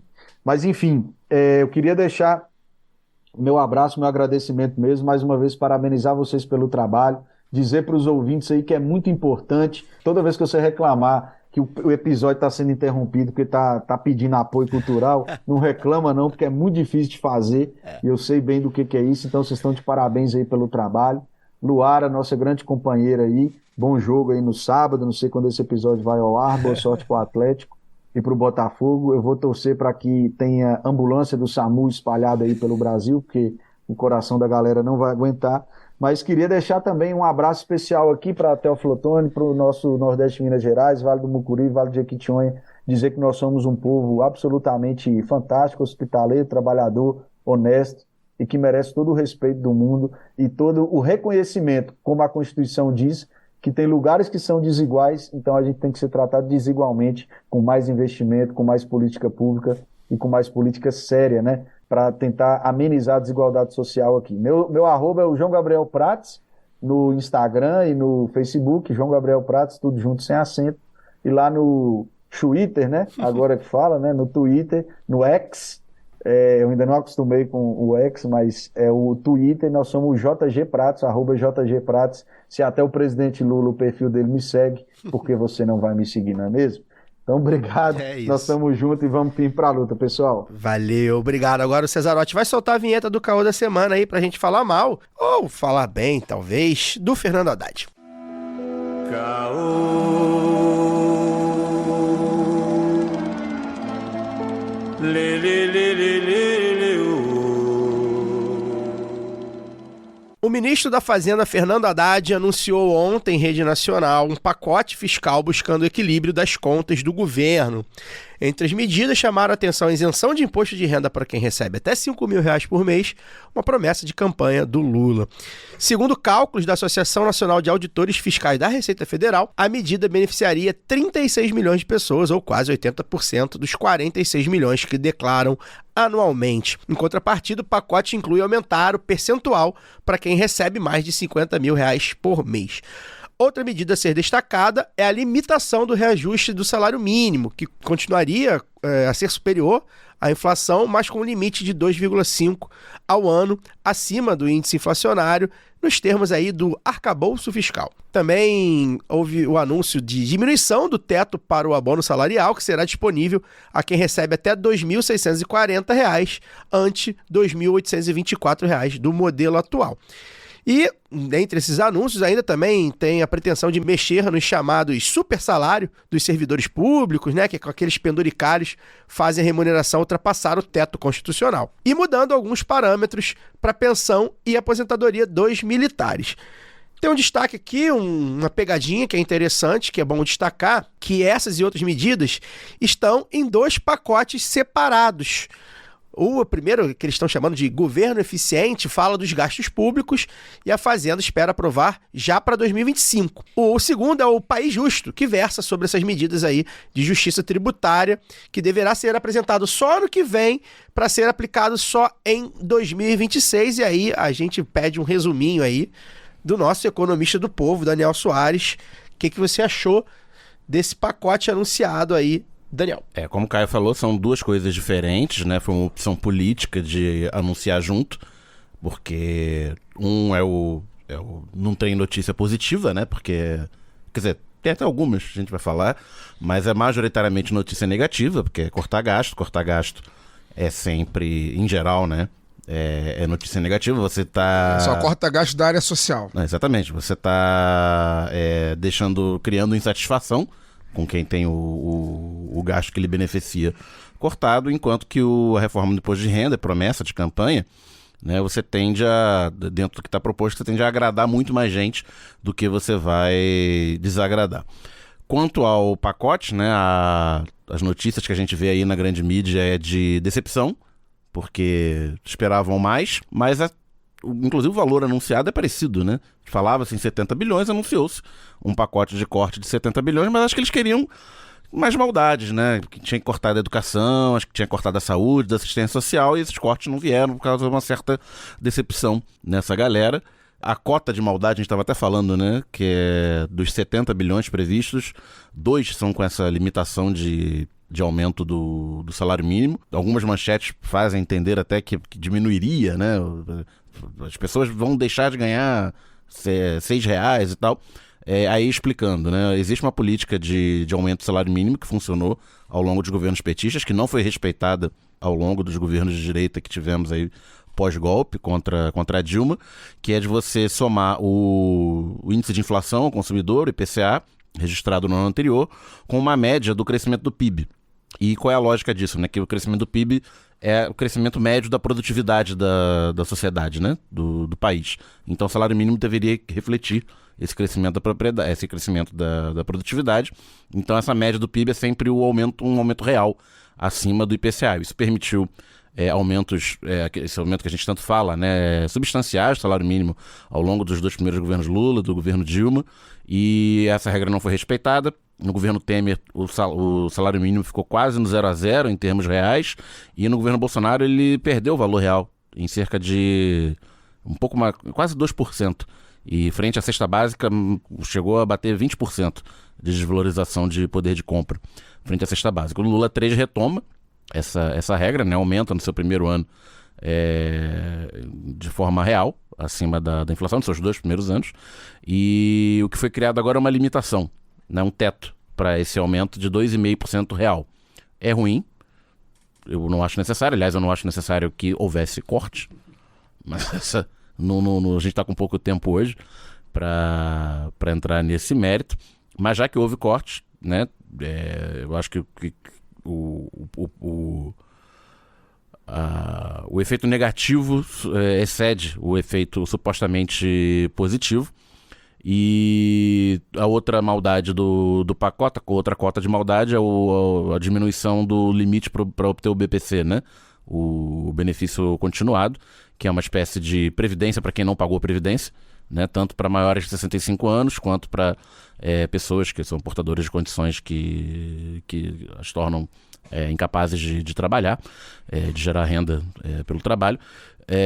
Que hoje em dia você pode ter uma renda familiar, né, de até meio salário mínimo por pessoa. Isso vai continuar, mas foram criadas algumas outras regras, né, incluindo, não lembro agora de cabeça, mas enfim, diminui o número de pessoas elegíveis, né? Bota um empecilhozinho. E o abono, né, que é o famoso PIS, que hoje em dia tem direito ao abono pessoas que ganham até 2 salários mínimos, e aí agora vai ser R$2.600, que é R$200 abaixo do valor do atual salário mínimo, e isso vai ser corrigido pela inflação. Então não vai seguir o valor do salário mínimo. Então com o tempo ele vai ficar mais defasado, vai bater 1,5. Acho que vai parar de defasar quando bater 1,5. Então essa é a cota de maldades. As boas notícias que a gente tem dentro dos cortes são finalmente conseguir mexer na previdência dos militares, né? Tirar alguns penduricalhos, que também não dá um valor tão significativo, mas mais do que essa limitação do aumento do salário mínimo.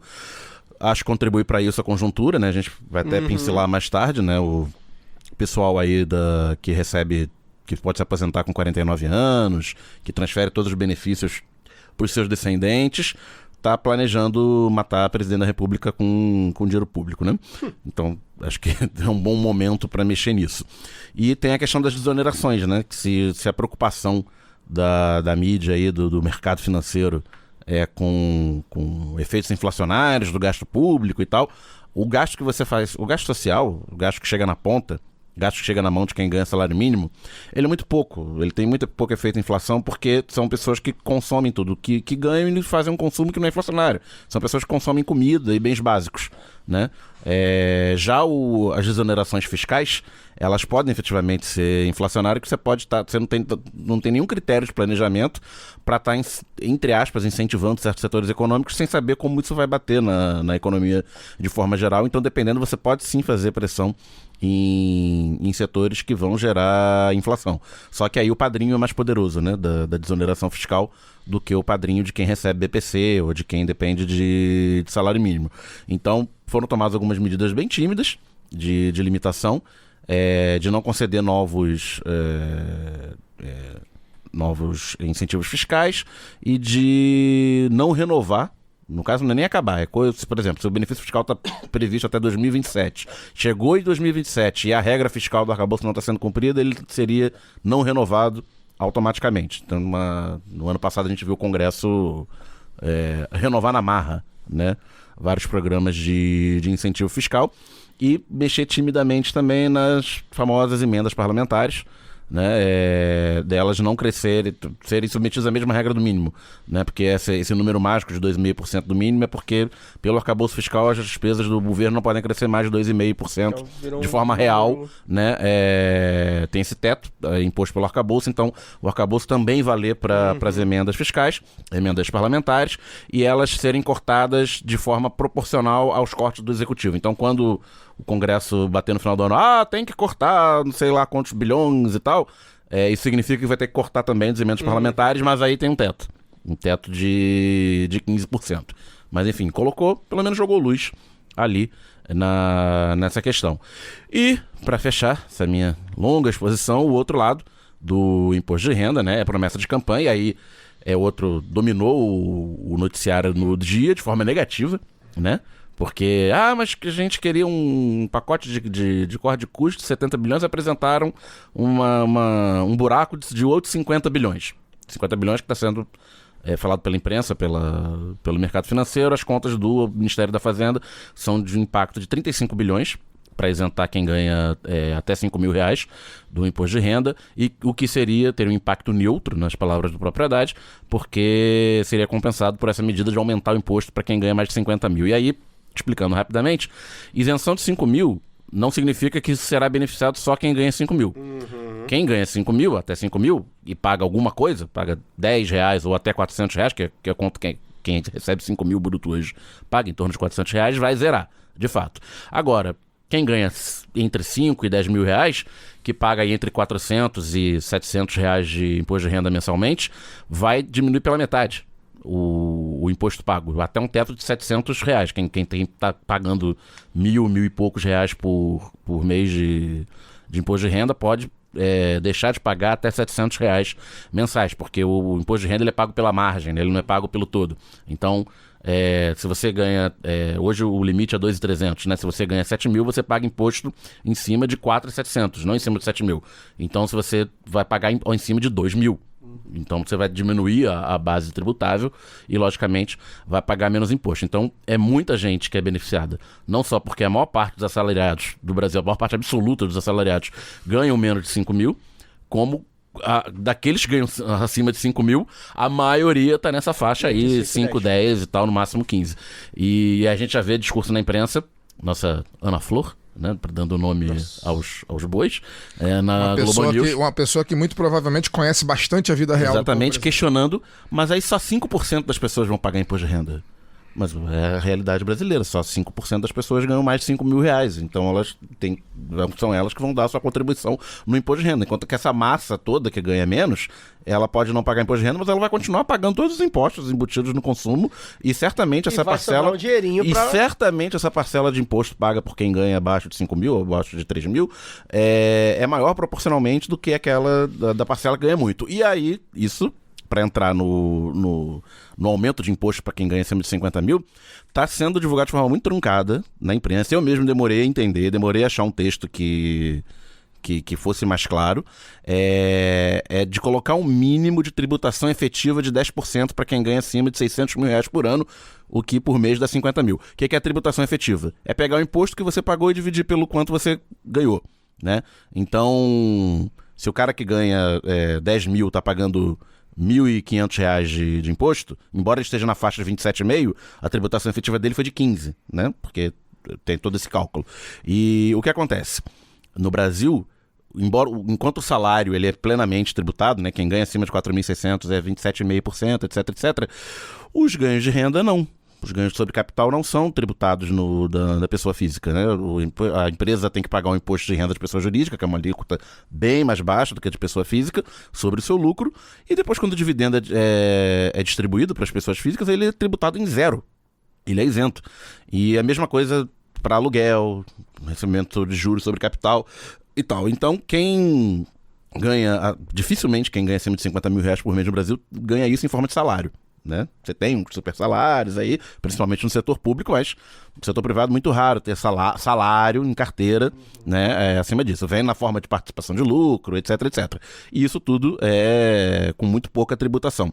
Então, esse 10% é tipo, quem ganhou R$600 mil no ano, se pagou mais de R$60 mil naquele ano em imposto de renda, não vai ter nenhum impacto. Se essa pessoa pagou R$10 mil, ela vai ter que complementar mais 50 mil até chegar nesse 60. Então é uma forma indireta de criar tributo. Você está tributando dividendo sem fazer uma lei, olha, estamos tributando dividendo, porque já tentou-se várias vezes pautar isso no Brasil, de tributar dividendo, tributar renda, né? Tributar rentismo de forma geral, e nunca passa porque o pessoal que tem bons padrinhos, embora sejam poucas pessoas, elegem muitos deputados, financiam a eleição de muitos deputados. Então, está posto, né? Está colocado para o debate, como ele é muito influenciado, né, por quem tem poder de comandar políticos e comandar canais de imprensa. Dólar disparou aí, o terrorismo de mercado tradicional. Então, está sendo posto de uma forma muito negativa, mesmo que os efeitos tenha muitos efeitos positivos para muito mais pessoas, efeitos negativos para poucas pessoas, e que façam pressão por... Já tem até PEC rolando no Congresso, né? PEC alternativa, colocada pela direita, inclusive a direita que apoia o governo nominalmente, e vai ser nosso papel, além de criticar aquilo que a gente acha ruim, né? De ter que apoiar aquilo que a gente acha interessante e fazer esse debate e essa pressão política, porque o Congresso certamente vai querer piorar o que é ruim e anular o que é bom. Cara, eu queria só fazer um comentário rápido. Na verdade, eu acho que eu vou até ler uma coisa que eu escrevi para vocês hoje, assim, porque uma coisa que me irrita muito nessas discussões econômicas são as concessões que são feitas, né? As concessões que são feitas para a mídia, as concessões que são feitas para o mercado, né?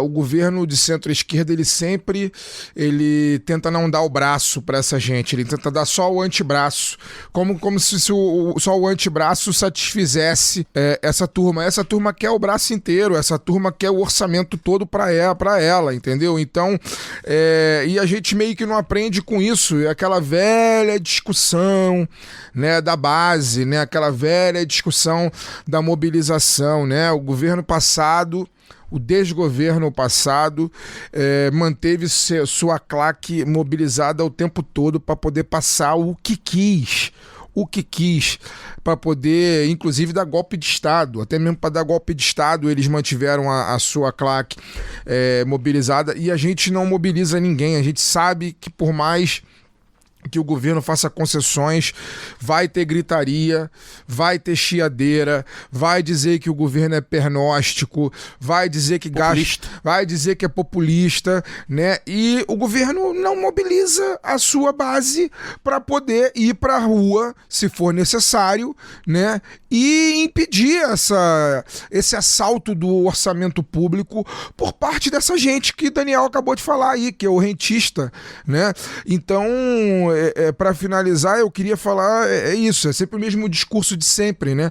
A conjuntura política tá ruim, então a gente tem que fazer, né? Tem que ter ali uma certa maldade no pacote econômico para poder satisfazer essa turba bilionária que manda, né, nos rumos do país desde sempre, independente do governo que está no poder, né? E aí eu fico triste com isso, porque não quero cair no esquerdismo, assim, mas eu fico triste porque o PT ele é um partido ainda que tem base popular, né? Poderia mobilizar a sua base popular para poder fazer a defesa de um pacote diferente, não esse ajuste, esse chamado ajuste fiscal, e não faz, assim, sempre com essa desculpa de que a conjuntura política, né, diz que a gente tem que agradar a direita, que a gente tem que agradar o mercado, que a gente tem que agradar não sei quem. Essa gente não agrada ninguém, essa gente nunca quis agradar a gente, essa gente dá golpe na gente quando sempre que quer. Surpreendentemente, entendeu? Isso apareceu na tela da Globo News hoje. O Marcelo Lins falou que o pacote ofereceu 70, mas o mercado tá reclamando que é insuficiente. Mas se fosse 100,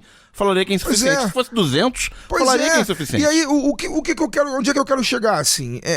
Esse ajuste é uma política de direita. É uma política de direita. E a gente não elegeu um governo de direita.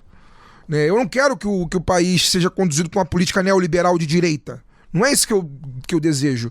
E quando a gente não mobiliza a nossa militância, o nosso lado, quando a gente não faz a cooptação aí do coração e da mente das pessoas para poder entender que, cara, foda-se esse papo de superávit.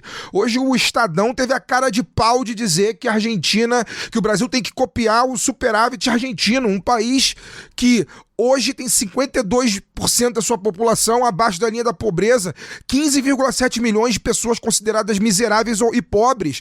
E aí é esse o modelo que a gente tem que copiar, sabe? As favas com o ajuste fiscal, as favas com esse papo de responsabilidade. Responsabilidade pra quem, cara pálida? Pra quem?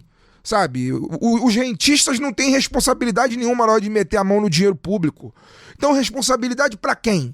Né? Eu quero dinheiro investido em projeto social mesmo, em programa social mesmo. Quero dinheiro investido em universidade, quero dinheiro investido em hospital, quero dinheiro investido em saneamento básico, e que se dane o que o mercado quer. Que se dane o que o mercado pensa. Mas a gente só consegue fazer isso com mobilização popular. E essa mobilização popular, infelizmente, só existe em época de eleição. O Milei vai ter um superávit recorde, né? Porque vai matar todo mundo de fome, né? Vai ter o maior... Quando todo mundo morre, sobra dinheiro, né? É só sobrar. Mata todo mundo que sobra o dinheiro. Pra fazer a parábola que a galera gosta aí, com orçamento doméstico, se eu parar de pagar todas as minhas contas e parar de comprar comida no supermercado, eu vou ter um tremendo superávit lá em casa. Luara, pra gente concluir, fiz uma pensata lá no nosso conselho editorial, queria saber o que você acha, mas enfim, também deixar aí pra você fazer essa conclusão. Concordo com o que o Fagner falou, né? A gente, pra analisar essa proposta, a gente vai ter que esbarrar no que a gente vem falando, né? Que essa falta de mobilização política contribuiu e contribui para um governo tímido, que eu acho que, e acuado, que é uma palavra que você fala muito quando você analisa as ações do governo, né? O governo fica acuado, já entrega um texto muito acuado, que por sua vez contribui para um arcabouço fiscal, que era uma coisa que a gente aqui concordou, todo mundo, que a gente sabe que não deveria existir no governo de esquerda. Então, a gente aqui no lado B criticou o arcabouço fiscal e esse aspecto da falta de mobilização política, né? Pra gente tá muito claro isso, só que aí dentro isso já tá feito, já tá posto. Isso quanto conjuntura já está posto e não vamos derrubar isso agora. Sinto muito. Então, a gente faz a análise desse pacote em cima da conjuntura atual. Então, a gente tem que ser bastante realista, entender esse pacote em cima do que já está posto e reforçando as críticas que fizemos lá atrás, né? E aí, nesse caso, eu acho assim, tem alguns aspectos que eu acho que são positivos para a esquerda, para o governo, para o Haddad, para o Lula e para a classe trabalhadora. Um deles, né, que eu acho que assim, foi pincelando algumas coisas aqui, né?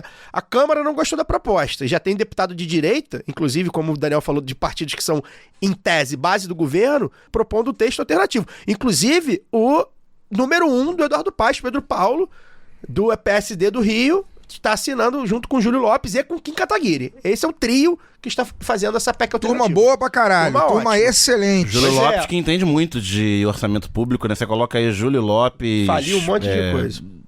No Google e procure entre saber. outras coisas. O mercado não gostou, dólar disparou, enfim, várias coisas que estão acontecendo, que estão deixando claro que o mercado não gostou. A mídia não gostou, porque o mercado não gostou, o Estadão já emitiu editorial. Ou seja, esses são pontos interessantes, né? Pra gente captar, entender essa conjuntura. É uma promessa de campanha sendo cumprida, gente, né? Ou tentando ser cumprida, e eu acho que isso é muito importante, porque isso é uma medida tímida, tá? Mas é uma medida que ajuda a mobilizar e a politizar o eleitorado. Porque se você faz uma promessa de campanha, você cumpre a promessa de campanha, e é uma promessa de campanha que as pessoas vão sentir nominalmente ali, vão sentir um número, opa, tô deixando de pagar tanto de imposto, isso você tá ajudando a politizar. E, por fim, eu acho que é um projeto de natureza bastante clara e bastante objetiva e de fácil entendimento geral que impacta positivamente a vários trabalhadores. É isso que a gente está falando desse projeto. É um projeto de fácil entendimento. Filho, você vai deixar de pagar imposto de renda ou vai pagar menos. É muito simples, é muito claro. Então, assim, eu acho que são vários aspectos positivos que aconteceram. O Haddad foi em rede nacional, uma coisa que a gente cobra muito aqui do Lula fazer, que o Lula não faz. Enfim, eu acho que a gente tem que ter pé no chão também nessa análise. Queria te ouvir pra gente encerrar, Lu. Nossa, muita coisa, hein? Eu tô aqui pensando em tudo que vocês falaram, e eu acho assim, primeiro que eu acho que o grande prejuízo que a gente tem com esse pacote, tipo assim, é a normalização desse debate do ajuste fiscal, dessa necessidade, né, dessa suposta necessidade. E aí a gente acaba sendo engolido, né, por um discurso fiscalista que não só, eu acho que fere de morte mesmo a democracia, isso que eles chamam de democracia. Porque, em tese, é isso que o Fagner falou. A gente elegeu um governo que tem um programa, ou deveria ter um programa de centro-esquerda. Mas a frente ampla. Os caras sempre vão virar e falar, não, vocês não ganharam, mas não vão levar. É uma dose de cinismo que eu acho que a gente já normalizou, e eu tenho muita dificuldade, né, eu tenho as minhas ideias de como a gente pode enfrentá-lo, mas eu não vejo isso no horizonte da esquerda, principalmente, e até do campo progressista que pretende fazer alguma coisa de governo, que pretende prestar algum tipo de serviço. Porque, como, né, cara, você disse, os caras querem sequestrar o orçamento público. Essa é a verdade. Né, eles querem tudo. E eu acho que a gente de lado de cá devia querer tudo também. Eu acho que é um pouco por aí. Por outro lado, essa falta, né, de estratégia mesmo desse enfrentamento me preocupa demais, porque aí a gente tem um inquérito né, golpe de Estado, tentativa de golpe de Estado. A gente tem CCJ passando a PEC do estupro. E aí gente tratando isso como cortina de fumaça, como se o direito das mulheres sobre seus corpos fosse algo menor do que qualquer outra discussão. E tem o debate do ajuste fiscal, né, do fiscalismo como uma doutrina, porque o resto ninguém chama de ideologia, mas isso também é um debate extremamente ideológico e de doutrina, né, de dogmas. Estamos falando de uma coisa que é colocada como se fosse uma verdade absoluta, e não é, porque a verdade está na disputa política. Quando a gente nega essa disputa política por medo do povo, que assim, o povo é ingovernável e o governo sabe disso, a extrema-direita sabe disso, joga com isso, mas o próprio povo precisa saber disso também. E não estou falando aqui, como a gente já colocou, não é simplesmente você sair com cartaz na mão, não é isso, gente. A gente precisa ter essa organização, ter vida, né? Nós começamos agora há pouco com o João Gabriel. Não adianta você chegar ali e falar, eu vou fazer trabalho de base. O que é esse trabalho de base? Você precisa viver a sua comunidade. Você precisa enxergar o que está acontecendo ali, porque aí você vai saber o que aquela comunidade precisa, que tipo de política precisa, política pública, construção de uma vida local ali, né? De uma vida nesse território. Eu estou falando disso porque parece muito distante quando a gente fala de debate fiscal, porque é essa normalização que eles tratam, como se fosse papo de especialista. Quando o Daniel traz isso para cá, eu brinco que é até covardia falar depois do Daniel, né? Quando ele debate economia aqui, ele tenta destrinchar essas coisas que são tratadas como se não fosse da alçada do povo. Vão decidir de cima para baixo e a gente vai ficar aqui. Porque a verdade é essa. Para quem trabalha, a vida muda muito pouco. Mesmo com isenção e tal. Então, quando o Fagner, de forma pessimista, diz que tem aí suas dúvidas de que as pessoas vão perceber isso, eu também tenho essa dúvida. Mesmo sendo a otimista da bancada, eu também tenho essa dúvida, porque a verdade é que para o trabalhador a vida muda muito, muito pouco. Por isso que eu acho que a pauta da escala de não mobilizou tanto, ao contrário, mobilizou tanto em relação... Oi, tá.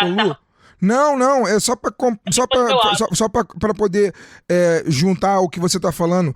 Eu acho que não percebe, sabe por quê? Porque a gente já teve essa discussão, esse momento de que a gente vai melhorar a vida do povo e o povo vai entender que é o governo que está fazendo isso. O povo hoje, boa parte do povo hoje está entendendo que a vida melhora porque Deus quis que fosse assim, cara. Não, é disso que a gente está falando, velho. Exato, é o papo que a gente teve agora há pouco. Eu também não acho, eu não gosto dessa coisa de, tem que falar de onde está vindo. Não é, eu não acho que é isso que vai fazer diferença. Porque por mais que a galera, né, por mais que a extrema-direita faça e é extremamente demagoga e vai lá e coloque, e em época de campanha a cesta básica suja até com o material do candidato, mas é proibido, os caras fazem. Sabe? A gente sabe que faz, que rola solto, assim. E não estou falando, lógico, de equiparar isso. O que eu estou dizendo é que como é que você faz isso? Tem que falar de onde? Vai meter o quê? Um material de campanha, comunicação, é só comunicação? É vida no território. É isso que muda. É as pessoas saberem que quando você se junta com outras pessoas, aquilo ali dá um caldo. Sabe? Você vai juntar e vai fazer. E eu não estou falando aqui, gente, só de coisa do institucional, não. Estou falando, por exemplo, de uma escola na zona rural, como a gente citou aqui no caso, né, da grande zona rural, ali no Vale do Mucuri, perto de Teófilo Otoni. Uma escola que vai funcionar com o cineclube no meio da semana, no fim da semana, sabe? Para ter onde as pessoas se encontrarem, onde as pessoas conversarem na hora que dá, né, depois ou antes do filme, no intervalo ali, vai trocar uma ideia, vai tomar um cafezinho, vai fazer um lanche. É esse tipo de coisa que eu estou falando. É vida, em comum, é o sentido de comunidade na real, saca? Então, não acho que parece utópico, porque não pode parecer utópico, porque é só assim que a gente vai enfrentar a mentira de frente, sabe? E as verdades também de frente. As verdades que a gente quer construir. Porque esses caras querem dizer pra gente que quem gera emprego é o empregador. A gente não sabe, a gente sabe que não é uma economia pungente. Como é que você, sabe, o que precisa para... As pessoas precisam consumir, as pessoas precisam viver, né, consumir nesse sentido que eu tô falando. As pessoas, é isso que faz uma economia, né, vibrar ali. E os caras querem dizer que é de cima para baixo. Nada disso vai funcionar se não tiver gente trabalhando. E eles querem dizer que a gente tem que ficar pedindo pinico, sabe, que a gente tem que ficar o tempo todo recuado. Não é. Então é essa lógica que tem que mudar, é essa força. E não é uma força, de novo eu digo, é só daquela coisa que as pessoas encontram. Eu sou uma militante forjada principalmente do movimento sindical. Então é claro que eu sou a favor de greve, mas não estou falando só de greve, não existe só a greve. O movimento ele pode ser feito de várias formas. E aí só vai ser feito em conjunto, só vai ser feito com pessoas se encontrando. E aí saca, nesses microencontros também. É disso que eu tô falando. Eu fico um pouco, talvez, repetitiva, porque eu tô tentando explicar isso há tanto tempo e eu não tenho visto as pessoas entenderem exatamente quando a gente fala, né? Não é só na política institucional. Não, eu detesto esse papo. Eu acho assim, é um mise-en-scène que a gente sabe que faz sentido ali para Faria Lima, mas me irrita, porque parece sempre o noticiário político, parece sempre a revista Caras, parece sempre a coisa do choquei. Porque fulano disse, aí o mercado sentiu, aí que não sei o que lá. Eu entendo o Haddad ter colocado a cara, acho massa, acho que ele se projeta assim, tem essa especulação, né? Acho que ele se projeta assim como um postulante aí nas próximas eleições, a gente não sabe quando, mas é muito irritante isso, porque muda muito pouco na vida das pessoas comuns. quando a gente conversa com a gente comum, assim, a gente vê o quanto está descolado da realidade delas. E é isso que me preocupa, não só com relação ao imediato, né, da extrema-direita, do golpe, da tentativa de golpe, do buraco onde a gente está se metendo, onde a esquerda está se metendo, eu acho, cada vez mais, porque adota um discurso recuado, sim, Caio, mas, né, vou pegar o exemplo da nossa conversa com o João Gabriel. Porque o interior de Minas o mineiro tradicional é conservador. Eu ouço isso lá no Espírito Santo também. O pessoal fala, porque o Espírito Santo é muito conservador. Pô, mas elegeu um senador como Contarato, um governador minimamente do campo progressista, como o Casagrande tem seus erros ali e tal. Aí já elegeu também Magno Malta, mas aí a explicação recuada, a explicação é de, conservador, e não se mexe. Isso pra mim é uma coisa, assim, que é muito cômoda, né? Revela um comodismo. Então é assim, então vamos deixar, não. Se é conservador, a gente vai disputar. E vai ganhar no conservador, vamos, né? A minha ideia é essa. E fica nessa coisinha recuada de, não, mas é assim, como se as coisas fossem dadas, como se a correlação de forças nunca pudesse mudar. E aí, a correlação de forças, ela é sempre usada para justificar que, não, mas agora não podemos, mas veja só com esse Congresso. Pô, como é que a gente faz para eleger pessoas mais progressistas, então? Eu não vejo outro caminho que não seja vivendo real, né, a comunidade. Não adianta ir lá e achar que vai fazer um vídeo, vai viralizar e vai ser eleito. Fatos políticos elegeram pessoas nos últimos tempos, a gente viu isso. Mas também é um desgaste, também é um ciclo, e o que fica, né, você vê os nomes, a gente citou aqui, né, tem deputados que têm tantos mandatos, tal, como é que se faz assim? Com trabalho, com vida em comunidade, você conhece fulano, você anda os lugares. Isso não é do dia para a noite, mas existe um caminho. Nós já provamos desse caminho, e eu acho que por mais que a gente precisa reformular, ele existe, né? Existe um caminho. E eu não gosto muito dessa ideia mas é assim e tal, e vamos agora com o que tem. Então, me incomoda muito essa normalização mesmo, essa naturalização de um debate fiscalista que só rebaixa a nossa vida. E aí a gente vai ficando... Eu tenho a impressão, só para poder concluir isso, porque fica na minha cabeça. A gente vê, assim, quando fala, por exemplo, da legislação trabalhista, né, que há alguns anos, alguns séculos, criança trabalhava 12, 14 horas numa fábrica. Que absurdo. E a gente aqui hoje está ainda nessa coisa rebaixada de não conseguir nem viver para poder trabalhar, né? Tá vivendo para poder trabalhar e não trabalhando o básico ali, o mínimo para poder viver com dignidade. Então eu fico pensando assim, se algum dia a gente vai olhar para trás e ver que absurdo que é o que a gente está vivendo hoje, tá? Como a gente olha antes, né, a falta de direito e tal, e a gente conquistou, me parece agora que a gente conquistou tão pouco, que eu fico pensando, eu acho que esse não é um motivo pra gente desanimar, pelo contrário, é falar, olha quanto a conquistar a gente ainda tem. Vamos ficar de olho agora também sobre esse pacote, né, como a gente até debateu rapidamente no grupo, Dani, que tem duas partes, né, ou seja, o Congresso vai querer, as partes boas aqui que os bons impactos que poderão ter nas medidas tributárias, provavelmente o Congresso vai querer barrar, enfim, então... Só vai debater ano que vem, já avisou, né? O Pacheco avisou que vai querer votar rapidamente as medidas para 2025, que são as medidas fiscais, e as tributárias vai andar 25 inteiro para chegar em 26, e porque sabem também que é mais fácil, se a esquerda conseguir se mobilizar, tensionar por esse debate da reforma tributária. E do corte de gasto é isso. Eu acho que eles vão tentar, já tem o movimento, né, de aprofundar o que é ruim e tentar diluir essa questão tanto da limitação de emendas quanto das isenções fiscais. Pois é. Antes da gente terminar, queria mandar um abraço aqui pro Ian, que foi um ouvinte que me abordou ali na fila do banheiro químico, lá dos shows da Aliança Global, né, contra a fome, o popular Janja Palusa. Mandar um abraço aqui para ele. E também queria deixar a nossa solidariedade aos servidores municipais, principalmente os professores, né, que estão aí em movimento de greve, indo às ruas, indo na Câmara, contra um pacote que joga contra a educação pública, principalmente contra os servidores públicos, do Eduardo Paes. Curioso até que eu lembro que eu falei aqui, né, foi muito claro quando eu falei que entendi o voto de certa parte da esquerda progressista no Eduardo Paes por causa de conjuntura, leitura de conjuntura de novo.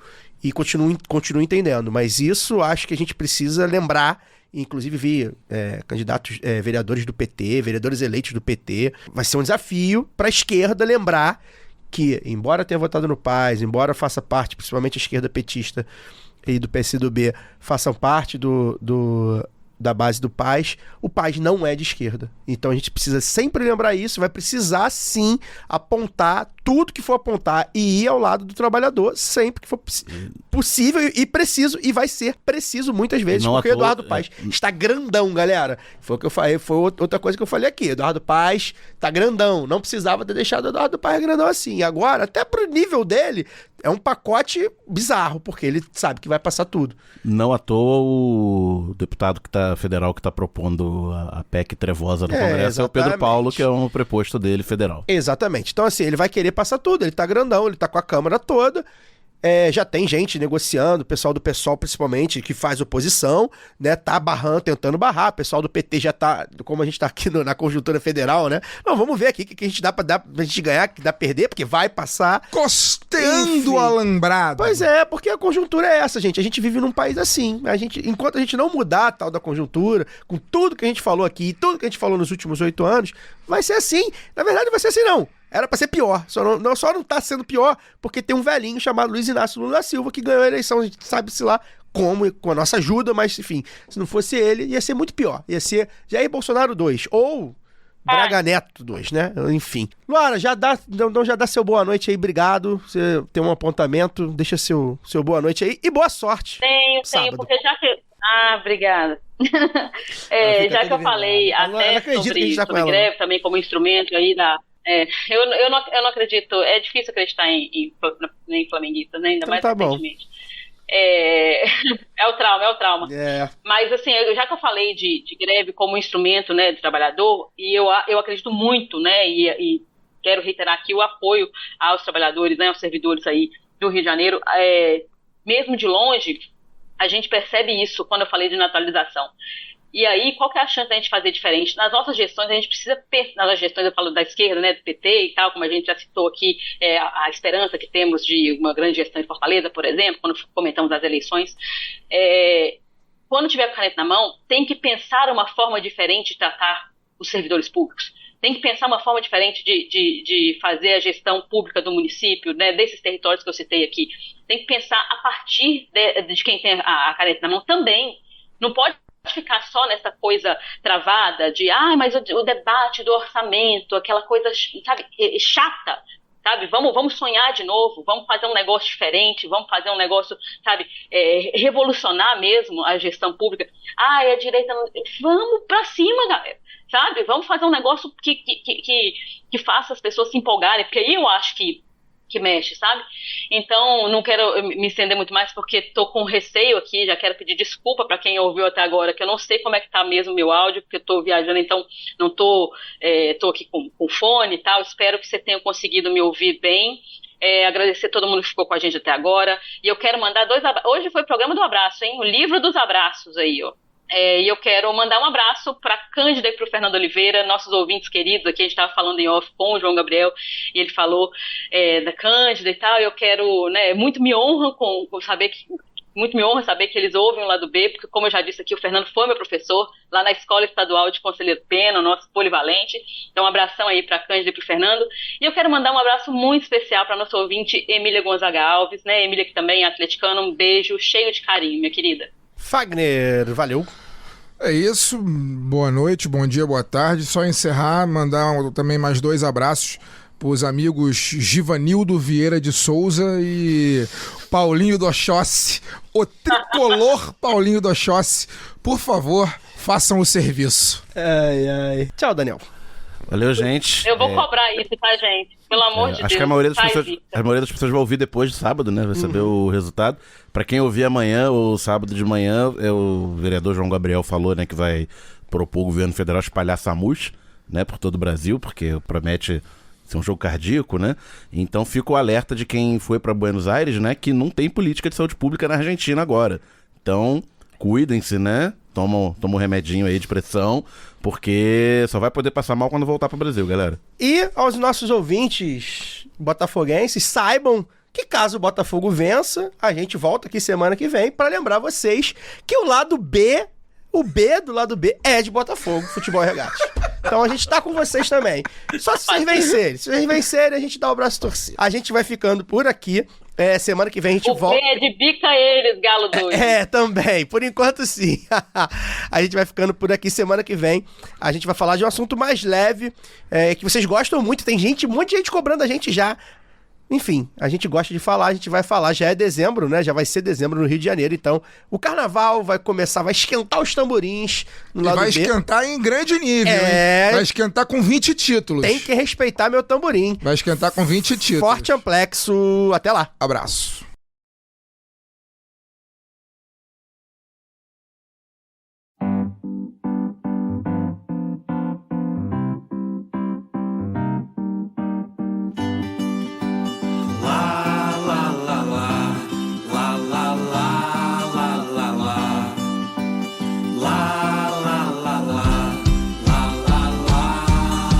Da estrada Rio Bahia, chão de Minas, mais uma curva, terra vista, meu lugar.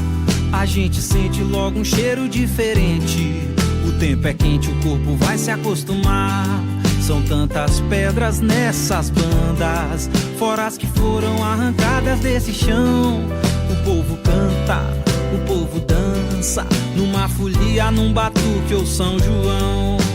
Minas na divisa com a Bahia, Vixe Maria, meu vale do Mucuri. Sou mineirano, gente boa, baianeiro. Em junho ou janeiro eu tô chegando por aí.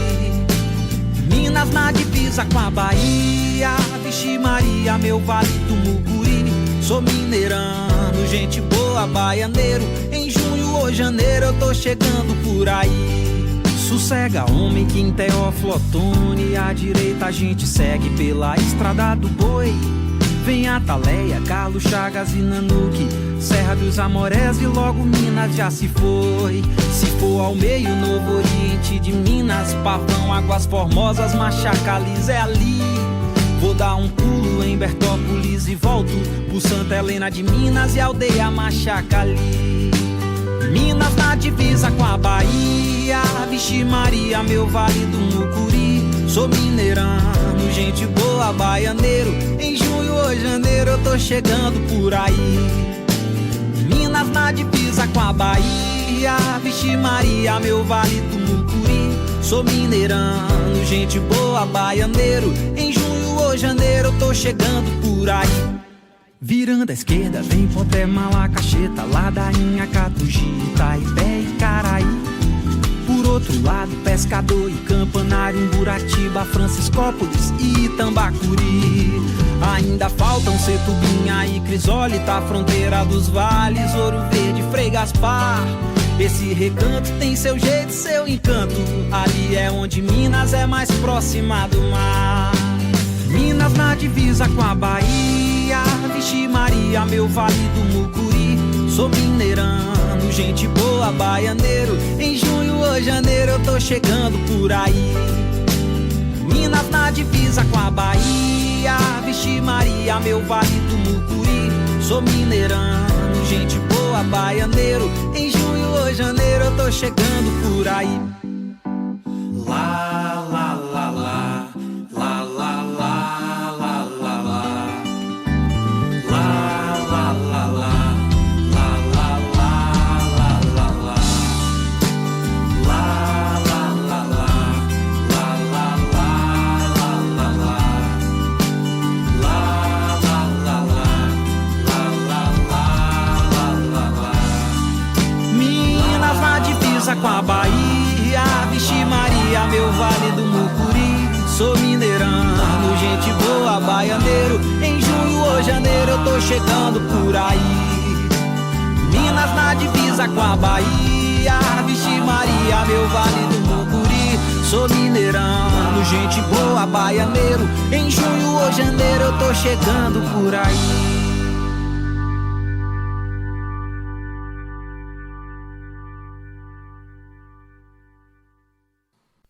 Este podcast foi editado por Fernando Cesarotti.